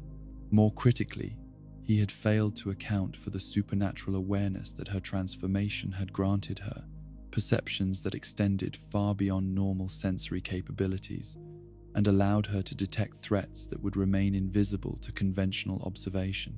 Her consciousness, housed within a form that existed at the intersection between the physical and spiritual realms, was sensitive to magical influences in ways that he had never encountered during his previous work. The moment Seluvis approached her with his carefully prepared potion, speaking words intended to seem casual and innocent while concealing the true purpose of his visit, Ranni understood exactly what he was attempting to accomplish. The magical emanations from the liquid in the vial were as obvious to her enhanced senses as if he had been carrying a blazing torch, while his nervous behavior and poorly concealed excitement made his intentions unmistakably clear. Her reaction was swift and merciless, demonstrating that decades of exile had not diminished her capacity for decisive action when faced with betrayal from those she had trusted. The sorcery she unleashed struck Seluvis with force that exceeded anything he had imagined possible, his consciousness extinguished before he could even attempt to defend himself or plead for mercy he did not deserve. The manner of his death served as both punishment for his treachery and warning to any others who might contemplate similar betrayals. His body was left in a state that made the cause of his demise unmistakably clear to anyone with the knowledge to interpret the evidence, while his experiments and research materials were destroyed so thoroughly that no trace of his forbidden techniques would survive to corrupt future generations of scholars. Yet, even as she dealt with this immediate threat to her plans and safety, Ranni was forced to confront the more complex and tragic situation that had been developing with Blade, whose psychological condition had deteriorated steadily as the competing loyalties programmed into his fundamental nature created stresses that threatened to tear apart his very identity. The half-wolf warrior's devotion to his mistress remained as absolute as ever, burning within him like an unquenchable flame that gave meaning and purpose to his existence. Yet this same loyalty had begun to conflict more and more violently with the safeguards and compulsions that the Two Fingers had embedded in his consciousness when they created him to serve as Ranni's shadow and protector. The cosmic entities that had crafted Blade with such care and precision had never intended for him to support genuine rebellion against their authority.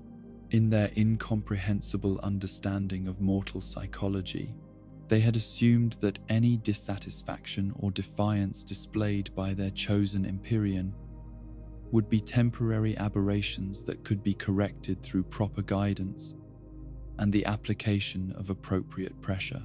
The possibility that Ranni might persist in her opposition to divine will long enough for it to pose a serious threat to cosmic stability had seemed so remote as to be unworthy of serious consideration. Yet, as her rebellion grew more pronounced and her defiance of the established order more explicit, the safeguards programmed into Blade's consciousness began to activate with increasing frequency and intensity. These episodes initially manifested as periods of confusion and disorientation that seemed to pass quickly enough to be dismissed as mere fatigue or stress. Yet as time went on, they grew more severe and more frequent, creating gaps in his memory and awareness that left him uncertain about his own thoughts and motivations.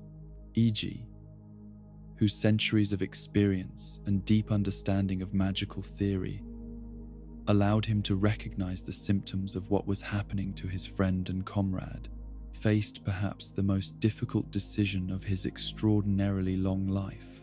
The giant troll's loyalty to the royal family was absolute, but it was matched by genuine affection for the half-wolf warrior who had served alongside him through decades of danger and uncertainty. The choice before him was terrible in its simplicity and its implications. He could allow Blade to continue his deterioration, watching helplessly as the competing programming in the warrior's mind eventually tore him apart from within. Or he could take action to protect both Blade and Ranni from the consequences of the Two Fingers' manipulations, knowing that such intervention would cause pain to someone he cared about deeply. The decision to imprison Blade in the underground chambers beneath his workshop was made not from cruelty or convenience, but from a desperate desire to prevent even worse outcomes that seemed increasingly inevitable as the warrior's condition continued to worsen. E.g. understood that the magical restraints he employed would cause psychological anguish to someone whose nature demanded freedom and movement, yet the alternative was to allow his friend to become a weapon, turned against the very person he most desperately wished to protect. The conversations that took place between them during this period of confinement were among the most heartbreaking exchanges in the entire history of their long association. Bled, during his moments of clarity, understood intellectually why his imprisonment was necessary, yet the knowledge did nothing to alleviate the emotional torment caused by separation from his duties and his mistress. His pleas for release were all the more tragic because they came from someone who had never asked for anything for himself, whose entire existence had been devoted to serving others without thought of personal reward or recognition. The sight of such a noble being reduced to begging for freedom from restraints imposed by those who loved him represented a cruelty that transcended anything his enemies might have inflicted upon him. Yet E.G. remained firm in his resolve, understanding that compassion sometimes required actions that appeared harsh or even cruel to casual observers. His own suffering during this period was intense, for every day of Blade's imprisonment felt like a betrayal of friendship and trust that had been earned through shared dangers and mutual respect. The situation grew even more complex when the tarnished warrior began their journey through the underground realms that lay beneath the surface of the lands between. following paths that would eventually lead them to encounters with manifestations of the very forces that were destroying Blade's sanity from within. In the depths of Ainsel River, where the boundaries between the physical and spiritual realms grew thin and malleable, the Tarnished encountered Ranni's spiritual projection in the form she had adopted during her years of exile from normal existence. This meeting represented a crucial moment in the development of their relationship, for it marked the first time she had revealed herself in her true nature, rather than through the carefully constructed personas she employed when dealing with the outside world. The conversation that took place between them in that ethereal realm touched upon subjects that went far beyond the immediate practical concerns of their shared mission. Ranni spoke of her vision for a future freed from divine interference, of the prices that such freedom would require, and of the role she hoped the Tarnished might play in bringing about transformations that would benefit all conscious beings. Yet even as she shared these elevated aspirations and noble goals, darker currents were stirring in the depths of the underground realm, manifestations of the cosmic forces that sought to prevent her rebellion from achieving its ultimate objectives. The baleful shadow that lurked in the deepest chambers of that aquatic labyrinth represented more than simply another obstacle to be overcome through conventional combat. This creature embodied the Two Fingers' attempts to use Blade's own nature against those he sought to protect, a twisted reflection of his loyalty and devotion transformed into an instrument of destruction aimed at the heart of Ranni's conspiracy. The shadow bore his appearance and possessed echoes of his memories, yet its purpose was diametrically opposed to everything the real Blade held sacred. The battle between the Tarnished and this corrupted reflection of their friend was fought on multiple levels simultaneously, requiring not only physical prowess but also the emotional strength necessary to face an opponent who wore the face of someone they had grown to trust and respect. Victory could only be achieved through the recognition that this creature, however convincing its appearance, was fundamentally different from the noble warrior it resembled. The destruction of the baleful shadow provided temporary relief from one manifestation of the Two Fingers' interference, yet it also served as a grim preview of what was happening to the real Blade as the competing programs in his consciousness continued their destructive work. The psychological pressures that had created this shadow would only grow stronger as Ranni's rebellion approached its climactic phases. The final tragedy came when Blad, his mind finally overwhelmed by stresses that no conscious being should have been forced to endure, broke free from the magical restraints that Iji had employed to protect him from himself. The warrior who emerged from that underground prison bore little resemblance to the noble figure who had served so faithfully for so many years, his consciousness fractured by conflicts that had torn apart the very foundations of his identity. The confrontation that awaited the Tarnished upon their return to Ranni's rise was perhaps the most heartbreaking encounter in their entire journey, for they found themselves facing someone who had been both friend and ally, now transformed by forces beyond his control into a threat that could not be reasoned with or redeemed through conventional means. Blade's final battle was fought not against external enemies, but against the corruption that had invaded his own mind, a desperate struggle to retain some fragment of his true nature, even as the Two Fingers programming sought to transform him into an instrument of destruction. His death, when it finally came, represented both tragedy and mercy, an end to suffering that had become unbearable, while also marking the loss of one of the most loyal and noble souls in all the lands between.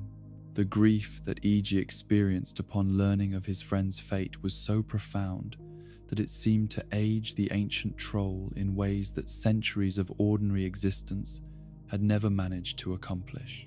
The knowledge that his efforts to protect Blade had ultimately proven insufficient filled him with a sense of failure that would haunt him for the remainder of his days. Yet even this personal tragedy could not deflect him from his continued service to the royal family and the cause they represented.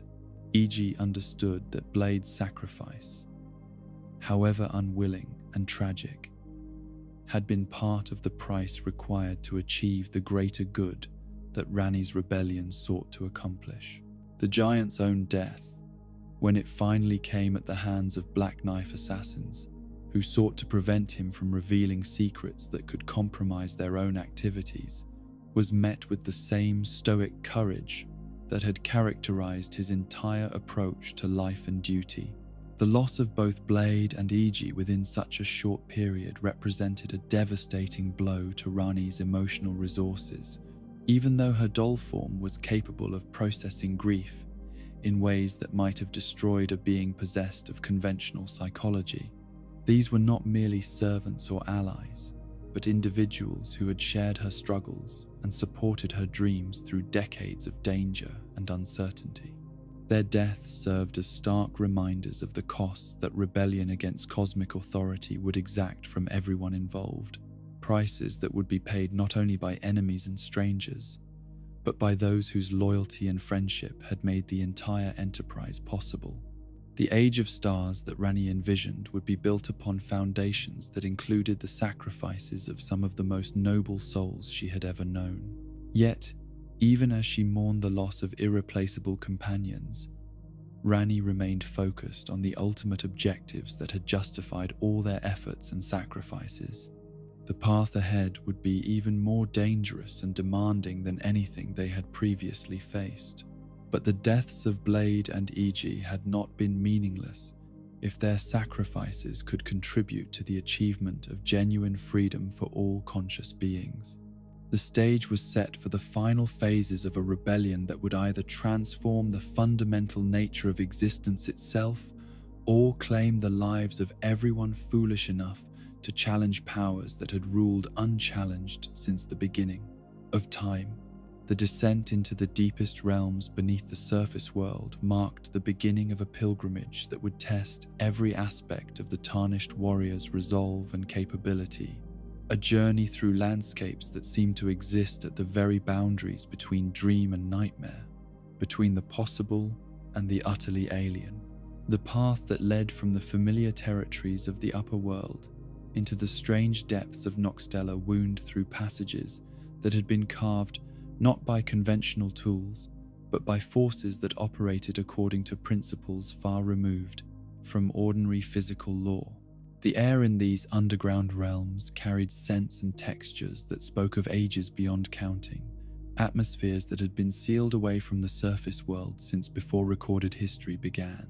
Each breath seemed to fill the lungs with whispers of ancient secrets and half-remembered truths, while the very walls pulsed with energies that made mortal flesh tingle with awareness of powers that transcended normal understanding. Noxtella itself, when the travelers finally reached its boundaries after navigating the labyrinthine approaches that protected it from casual discovery, proved to be even more magnificent and terrible than its sister city of Nokron. Where the first eternal city had impressed visitors with its architectural grandeur and technological sophistication, this second metropolis seemed to have achieved an even more profound synthesis between the artificial and the natural, the mechanical and the organic. The buildings that lined its streets had been grown rather than built, their walls flowing like frozen water while their surfaces bore patterns that seemed to shift and change when observed from different angles. Crystalline formations erupted from floors and ceilings with mathematical precision, creating geometric harmonies that spoke to some deep aesthetic sense, while simultaneously suggesting capabilities that exceeded anything achieved by conventional engineering.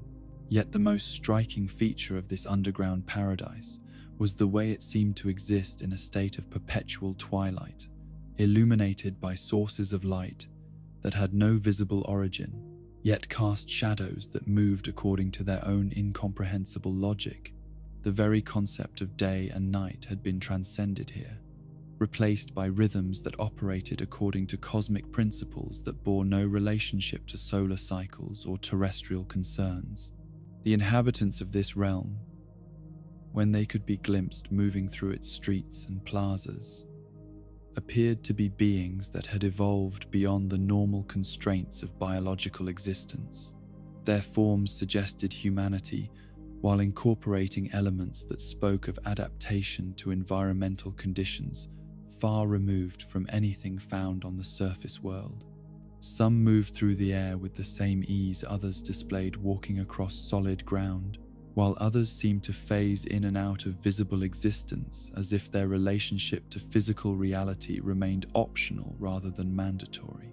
The exploration of Noxtella revealed technologies and magical achievements that surpassed even the most optimistic estimates of what ancient civilizations might have accomplished during their periods of greatest flourishing. Workshops contained devices whose functions could only be guessed at, though their obvious complexity suggested capabilities that integrated multiple fields of knowledge in ways that contemporary scholars would find difficult to comprehend.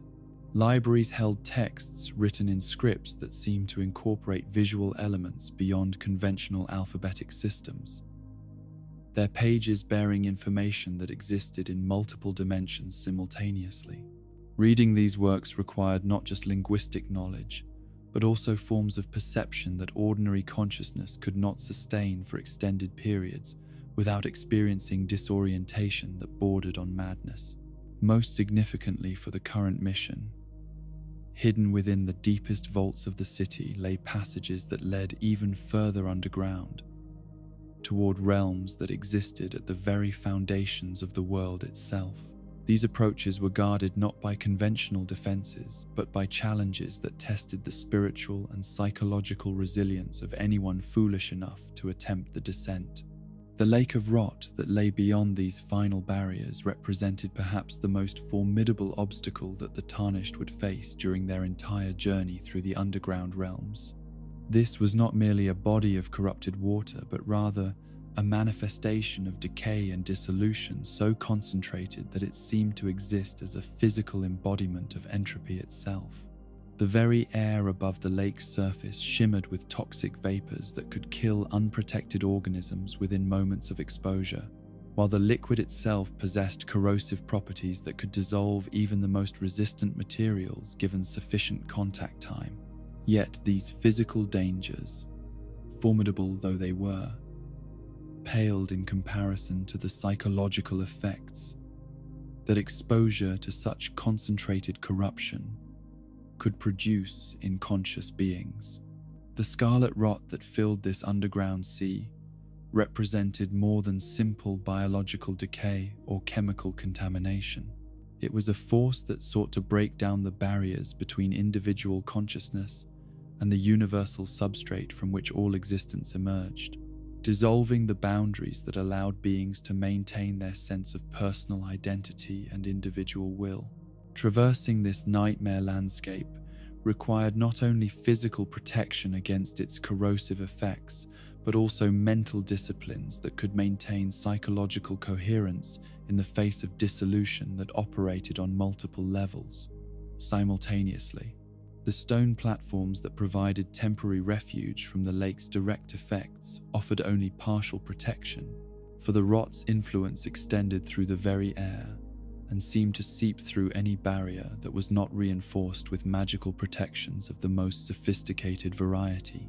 The creatures that had adapted to existence within this toxic environment bore witness to both the power of life to persist under even the most adverse conditions and the terrible prices that such adaptation could exact.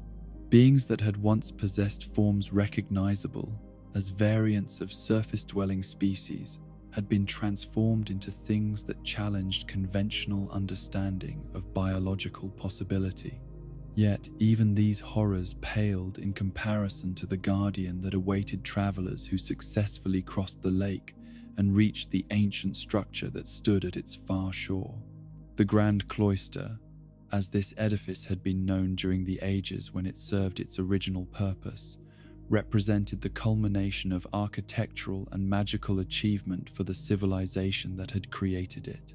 The building itself seemed to exist partially outside normal space, its interior dimensions bearing no logical relationship to its external appearance, while its corridors and chambers followed geometric principles that made navigation a challenge, even for those equipped with supernatural senses. Every surface bore decorative elements that incorporated mathematical relationships so complex that studying them for extended periods could induce states of consciousness that bordered on mystical revelation. The priests and scholars who had once served this temple had achieved understanding of cosmic principles that allowed them to manipulate reality itself through techniques that combined ritual practice with theoretical knowledge of the fundamental forces that governed existence. Their achievements represented perhaps the highest expression of mortal intelligence applied to divine mysteries, yet their ultimate fate served as a warning about the dangers inherent in seeking knowledge that transcended the boundaries established by cosmic authority. The path through the grand cloister led ever downward, following passages that had been carved from living rock, with precision that exceeded anything achievable through conventional tools or techniques. The walls bore inscriptions in multiple languages and scripts, creating a record of scholarly achievement that spanned millennia of dedicated research and experimentation.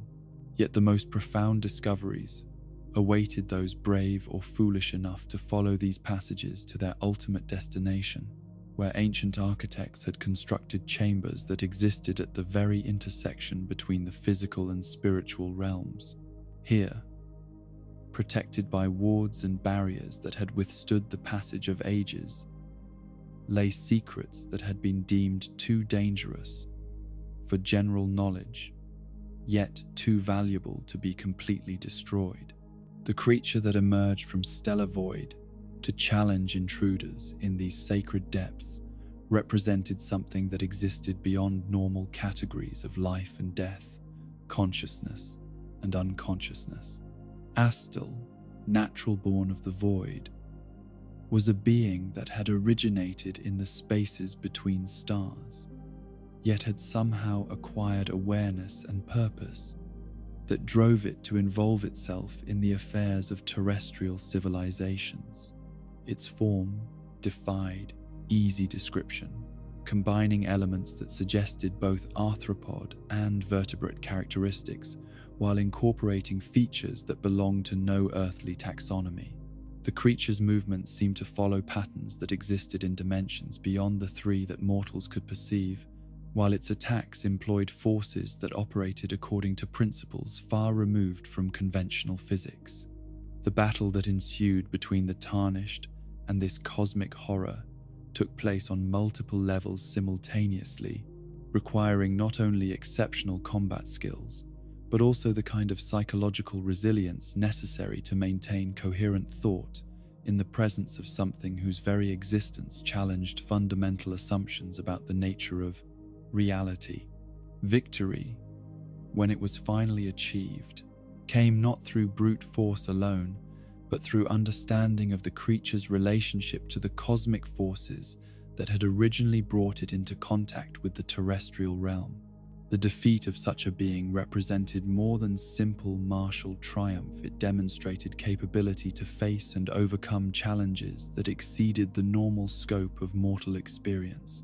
The rewards for this achievement lay not in conventional treasures or artifacts, but in access to knowledge and locations that had been sealed away since the earliest days of recorded history.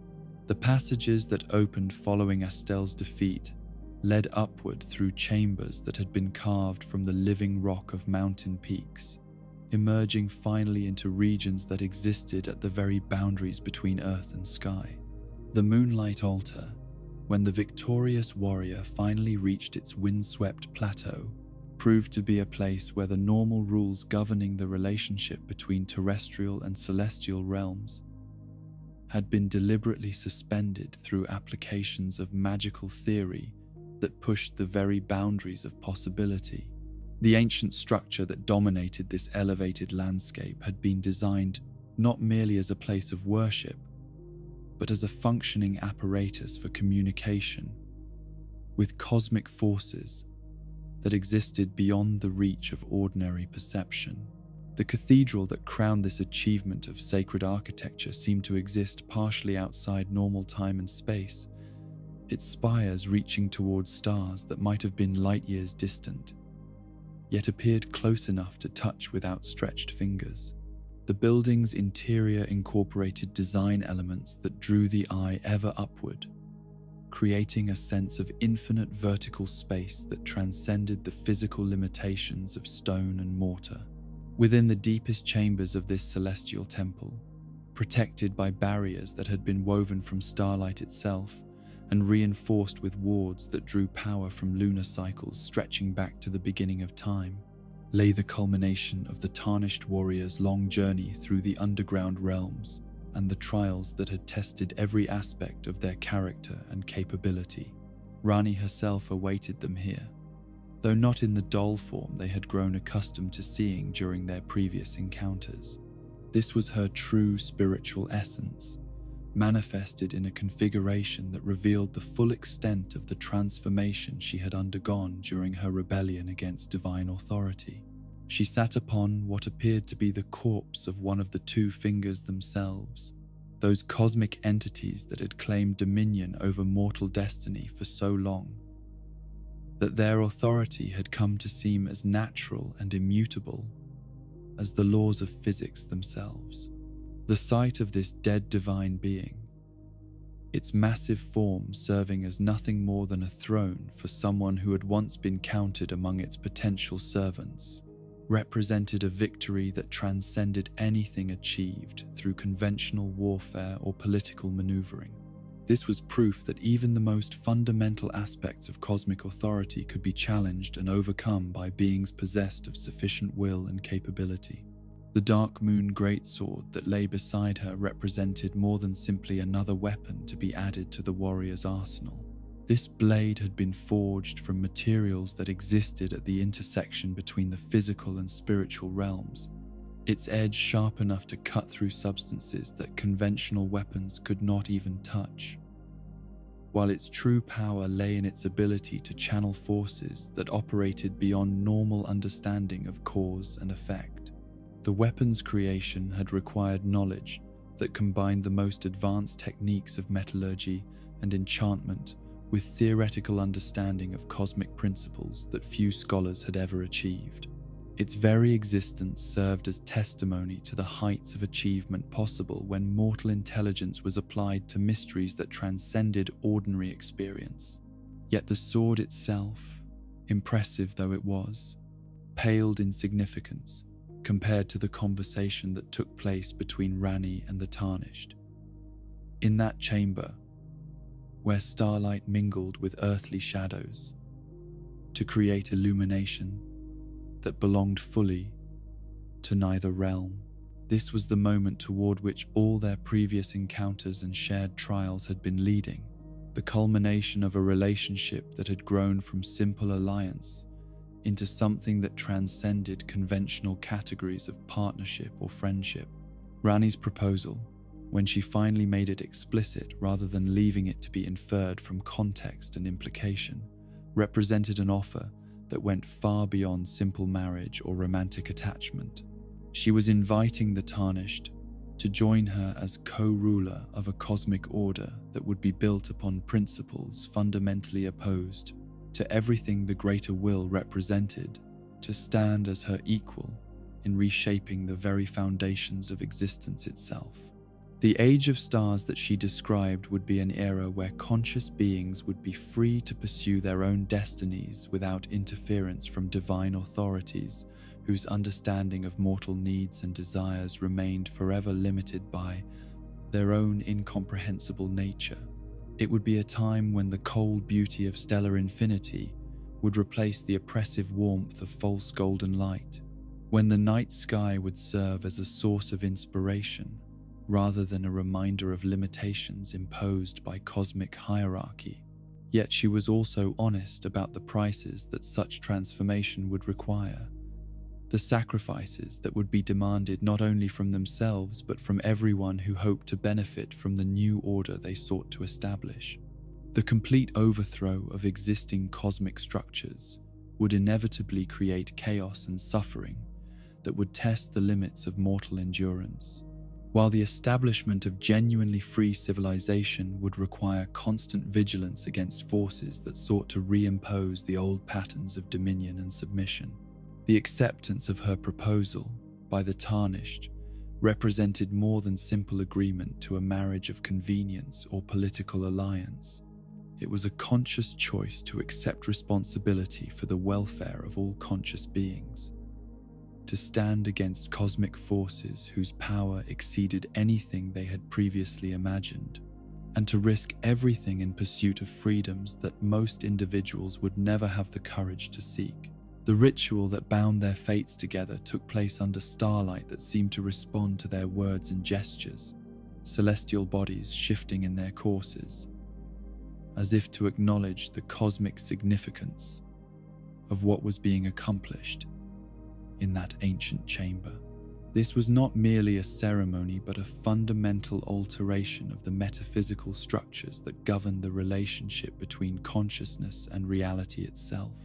As the ritual reached its climax and the binding between them achieved completion, both participants felt the weight of destiny settling upon their shoulders, like cloaks woven from the fabric of space and time itself. They had chosen to become something more than mere mortals pursuing personal goals. They had accepted the burden of serving as agents of transformation that would reshape the very nature of existence. The Dark Moon Greatsword, when the Tarnished finally claimed it as their own, seemed to resonate with recognition of its new wielder's elevated status and cosmic responsibility. The weapon's power flowed through them like liquid starlight, carrying with it understanding of techniques and capabilities that had previously existed beyond their reach. Yet even as they celebrated this moment of triumph and union, both knew that the greatest challenges still lay ahead. The overthrow of the Golden Order and the establishment of the Age of Stars would require them to face opponents whose power dwarfed anything they had yet encountered, while the very act of claiming cosmic authority for themselves would inevitably draw the attention of forces that had ruled unchallenged since the beginning of time. The path that stretched before them led toward confrontations that would test not only their individual capabilities but also the strength of the bond they had forged in this chamber where earth and heaven met in perfect harmony. Together, they would either achieve freedoms that conscious beings had never known, or they would perish in the attempt to challenge powers that had shaped reality according to their will for longer than mortal minds could comprehend. Yet as they prepared to descend from this celestial sanctuary and begin the final phase of their rebellion against divine authority, neither felt doubt or regret about the choices they had made. The Age of Stars beckoned with promises of beauty and freedom that were worth any sacrifice to achieve, while their love for each other provided strength that could endure whatever trials awaited them in the darkness ahead. The moment of ultimate triumph arrived, not with the clash of armies or the thunder of divine retribution, but with a silence so profound that it seemed to echo through the very foundations of reality itself. The Elden Beast, that cosmic horror which had served as the living vessel for the greater will's dominion over the lands between, lay defeated in the golden pool that had been its sanctuary for ages beyond counting. Its dissolution marked not merely the end of a battle, but the conclusion of an era that had lasted longer than most mortals could comprehend.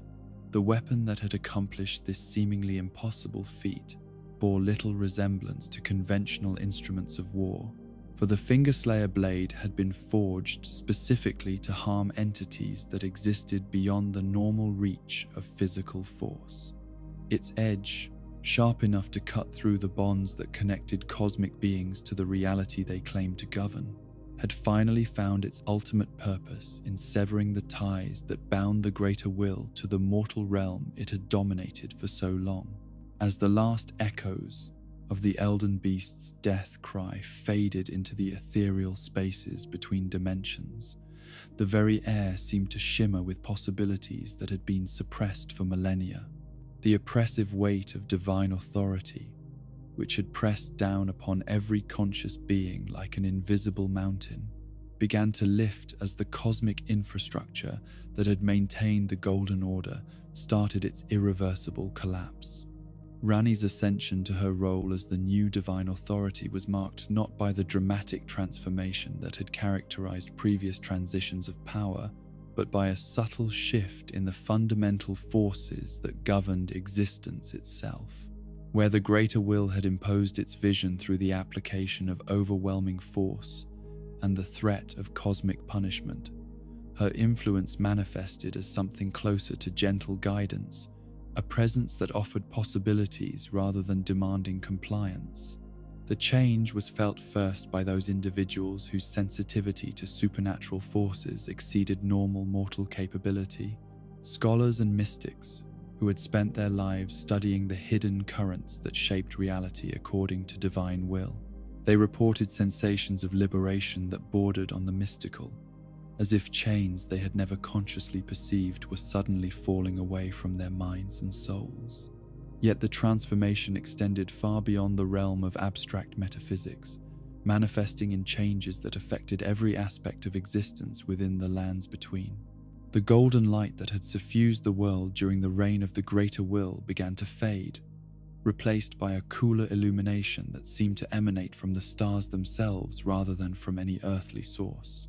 The night sky, which had been partially obscured by the radiance of divine authority for so long that few living beings remembered its original glory, gradually revealed depths and complexities that filled observers with wonder and reverence.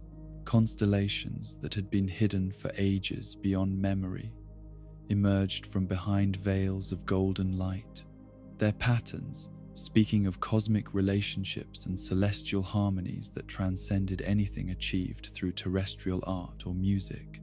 The Tarnished, now elevated to the position of Elden Lord through their marriage bond with Ranni and their crucial role in overthrowing the previous cosmic order, found themselves transformed in ways that went far beyond simple political elevation or the acquisition of supernatural abilities.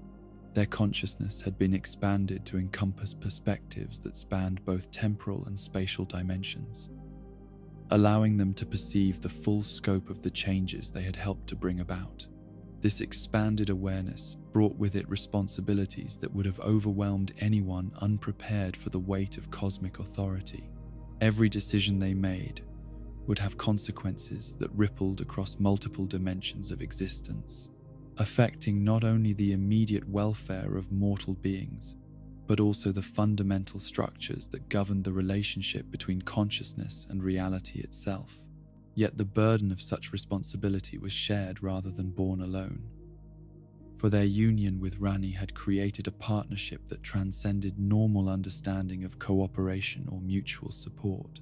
Their combined consciousness possessed capabilities that neither could have achieved individually, while their complementary strengths and perspectives provided the flexibility necessary to address challenges that would have defeated more conventional approaches to divine governance. The philosophy that guided their administration of cosmic authority represented a complete reversal of the principles that had characterized the Golden Order's approach to managing the relationship between divine will and mortal freedom. Where the greater will had sought to impose uniformity and predictability upon all aspects of existence, the Age of Stars celebrated diversity and the infinite possibilities that emerged from genuine choice. The new order they established was built upon the fundamental principle that conscious beings possessed inherent rights that could not be violated even by divine authority, that the purpose of cosmic governance was to protect and nurture the conditions necessary for individual growth and self-determination, rather than to enforce compliance with predetermined patterns of behavior.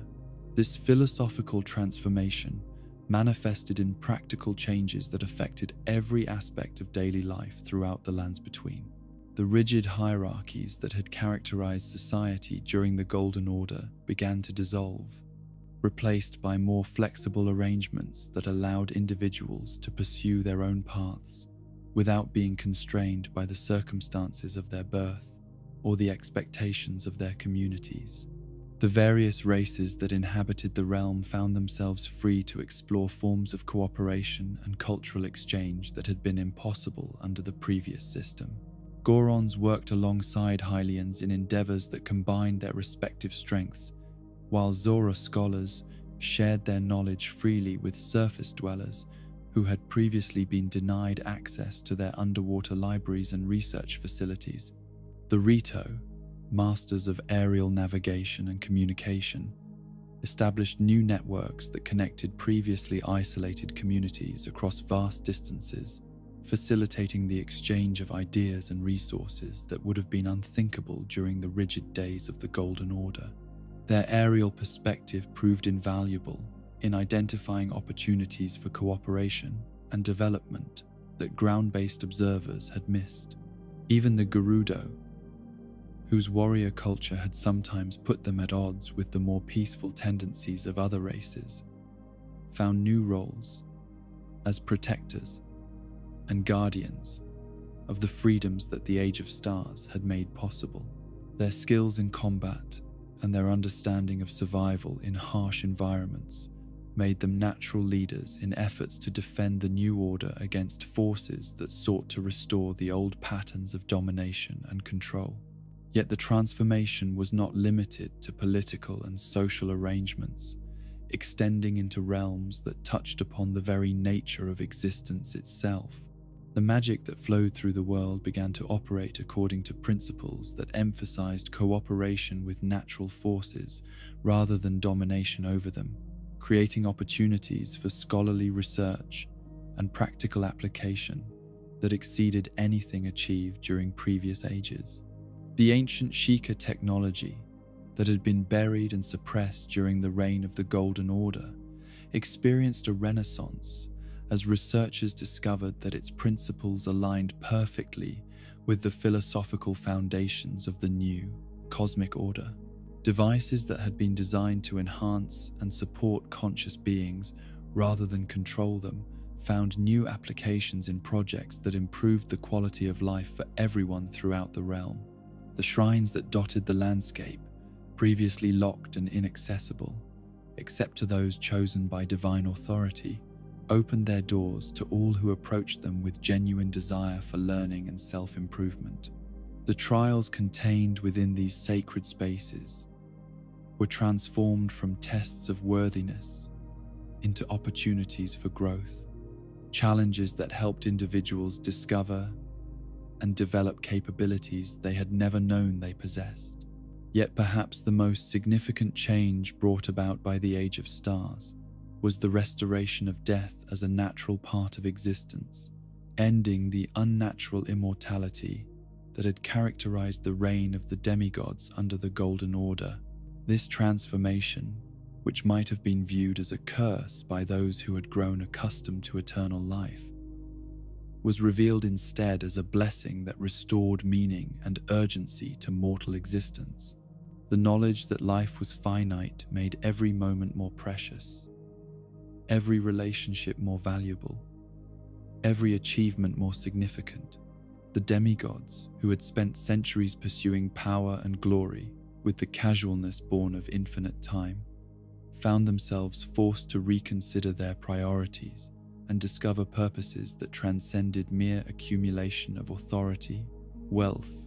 Some embraced this change with relief, recognizing that their immortality had become a burden that prevented them from experiencing the full range of emotions and experiences that gave meaning to conscious existence. Others struggled with the adjustment, requiring support and guidance as they learned to find satisfaction in accomplishments that would not endure forever. The process of rebuilding civilization, according to the principles of the Age of Stars, required not only philosophical commitment, but also practical skills and resources that exceeded anything possessed by previous generations. The task of creating institutions that could function without divine authority demanded innovations in governance, economics, and social organization that pushed the boundaries of mortal understanding. Communities throughout the realm began experimenting with new forms of democratic participation that allowed all citizens to have meaningful input into decisions that affected their lives. These experiments often failed initially, as individuals who had lived their entire lives under authoritarian rule struggled to adapt to the responsibilities that came with genuine freedom.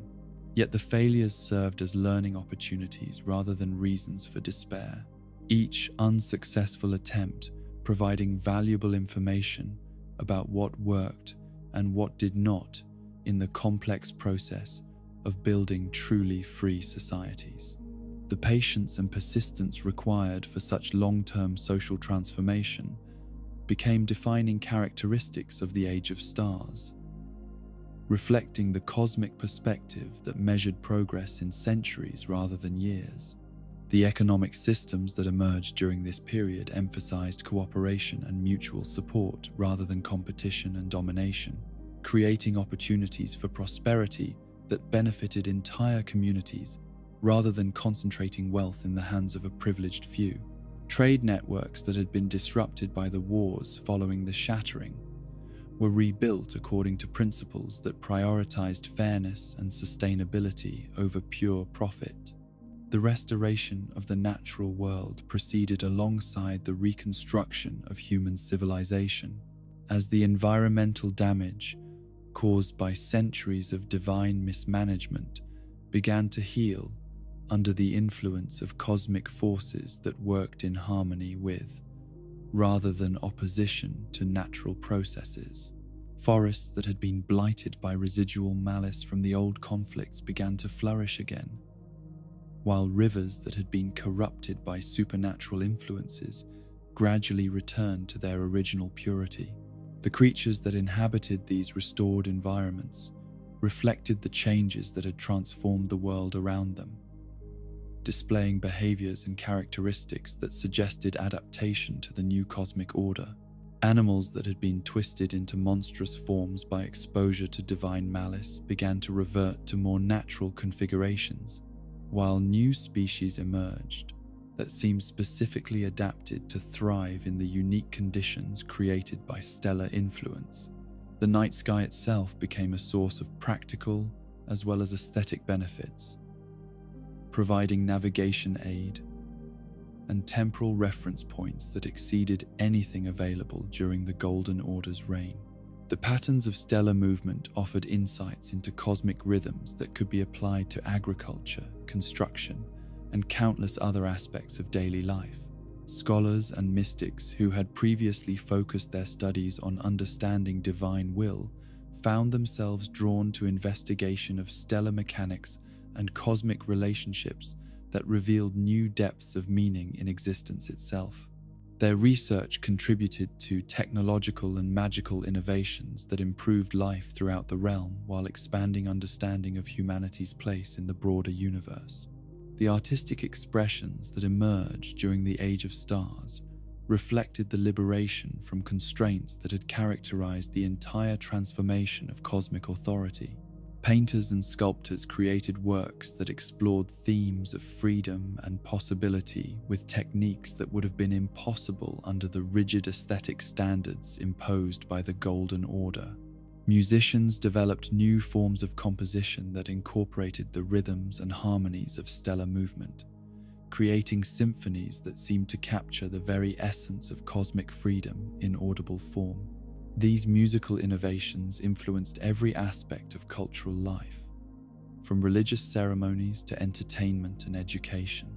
Writers and poets found themselves able to explore subjects and themes that had been forbidden under previous regimes, creating literature that examined the full range of conscious experience without the censorship and ideological constraints that had limited artistic expression for so long. Their works became chronicles of the transformation that had reshaped their world, preserving for future generations the memory of what had been accomplished. Yet even as the benefits of the new order became increasingly apparent to those who lived under its influence, Ranni and the Tarnished remained aware that their achievement was not permanent or guaranteed. The forces that had been displaced by their rebellion continued to exist in dimensions beyond normal perception, waiting for opportunities to reassert their dominion over conscious beings who had tasted freedom. The vigilance required to maintain the Age of Stars demanded constant attention to threats that might emerge from unexpected directions, challenges that could only be met through the combined efforts of all who valued the freedoms that had been won through such tremendous sacrifice. The price of cosmic liberty, they discovered, was eternal watchfulness against forces that sought to reimpose the old patterns of control and submission. The education systems that were established during this period reflected the need to prepare future generations for the responsibilities that came with genuine freedom, teaching not only practical skills but also the philosophical understanding necessary to recognize and resist attempts to restore authoritarian rule. Children learned to think critically about authority and to question claims that seemed to offer security at the cost of independence. Yet the most important lesson they absorbed was not taught through formal instruction, but rather through daily experience of life in a society that valued individual dignity and collective cooperation. They grew up assuming that freedom was the natural state of conscious beings, that diversity was a source of strength rather than a threat to social stability, and that the universe was fundamentally hospitable to those who approached it with curiosity and respect, rather than fear and submission. As the years passed and the Age of Stars matured from revolutionary experiment into established cosmic order, the changes that had once seemed radical and unprecedented became the new normal for inhabitants of the lands between. Children who had been born under stellar influence knew no other reality, while their parents gradually adapted to ways of life that would have seemed impossible during the reign of the Greater Will. The success of this transformation served as proof that conscious beings were capable of governing themselves without divine oversight, that freedom and order were not incompatible concepts, and that the universe itself supported the aspirations of those who sought to live according to principles of mutual respect and cooperation. Yet Ranni and the Tarnished understood that their work was far from complete, that the Age of Stars they had established was only the beginning of a much longer journey toward forms of existence that would fulfill the highest potential of conscious beings throughout the cosmos. The stars that provided light and guidance for their realm were themselves part of larger patterns and relationships that extended far beyond the boundaries of any single world or dimension. The future that stretched before them held possibilities that exceeded even their expanded consciousness, opportunities for growth and discovery that would require not only individual development, but also collective evolution toward forms of civilization that could thrive in harmony with cosmic forces, too vast and complex for any single mind to comprehend. The Age of Stars had begun, but its ultimate destiny remained unwritten, awaiting the choices and actions of countless individuals who would inherit the freedoms that had been won through such tremendous cost and carry them forward into futures that none could yet imagine. And so our journey through the shadowed tale of Ranni the Witch draws to its peaceful conclusion, like the gentle settling of starlight across a world finally freed from the oppressive weight of false divinity. We have walked together through the complete arc of her extraordinary existence, from her birth as an Empyrean princess bound by cosmic chains, to her ultimate triumph as the architect of an age where consciousness could flourish without divine interference. The blue-crowned demigod whose story we have shared represents something far more profound than mere rebellion against authority or the pursuit of personal power. In choosing to sacrifice her very flesh to escape the destiny imposed upon her by forces beyond mortal comprehension, Ranni embodied the eternal struggle between predetermination and free will, between the safety of submission and the terrifying beauty of genuine choice. Her tale reminds us that even when the entire weight of cosmic authority presses down upon us, when every force in existence seems arrayed against the possibility of change, There remains within conscious beings a spark of independence that no external power can completely extinguish. The dull-bodied witch who defied the greater will itself stands as proof that love of freedom can burn brighter than any golden light, that the cold truth of stellar infinity holds more beauty than the warm lies of false paradise. The sacrifices made along her path to liberation were neither meaningless nor forgotten, for they served as the foundation stones upon which the Age of Stars was built. Blade's tortured loyalty, E.g. steadfast devotion, even the tragic corruption of Seluvis, all contributed to a transformation that freed not only Ranni herself, but every conscious being who would ever gaze up at the night sky and dream of possibilities beyond their current circumstances. The tarnished who joined her in this cosmic rebellion discovered that true partnership transcends the boundaries between mortal and divine, that love can serve as both inspiration and strength for those who dare to reshape reality according to principles of justice rather than mere power. Their union represents hope that even the loneliest souls can find companionship in the pursuit of purposes greater than themselves. As you drift towards sleep beneath whatever sky watches over your rest tonight, let yourself imagine that distant Age of Stars, where the night burns with infinite possibility and the cold moon watches over a world finally free to dream its own dreams. Picture communities where different peoples work together, not from compulsion, but from recognition of shared hopes, where children grow up assuming that freedom is their birthright, rather than a privilege to be earned through submission. Dream of technologies and magics that serve consciousness rather than controlling it.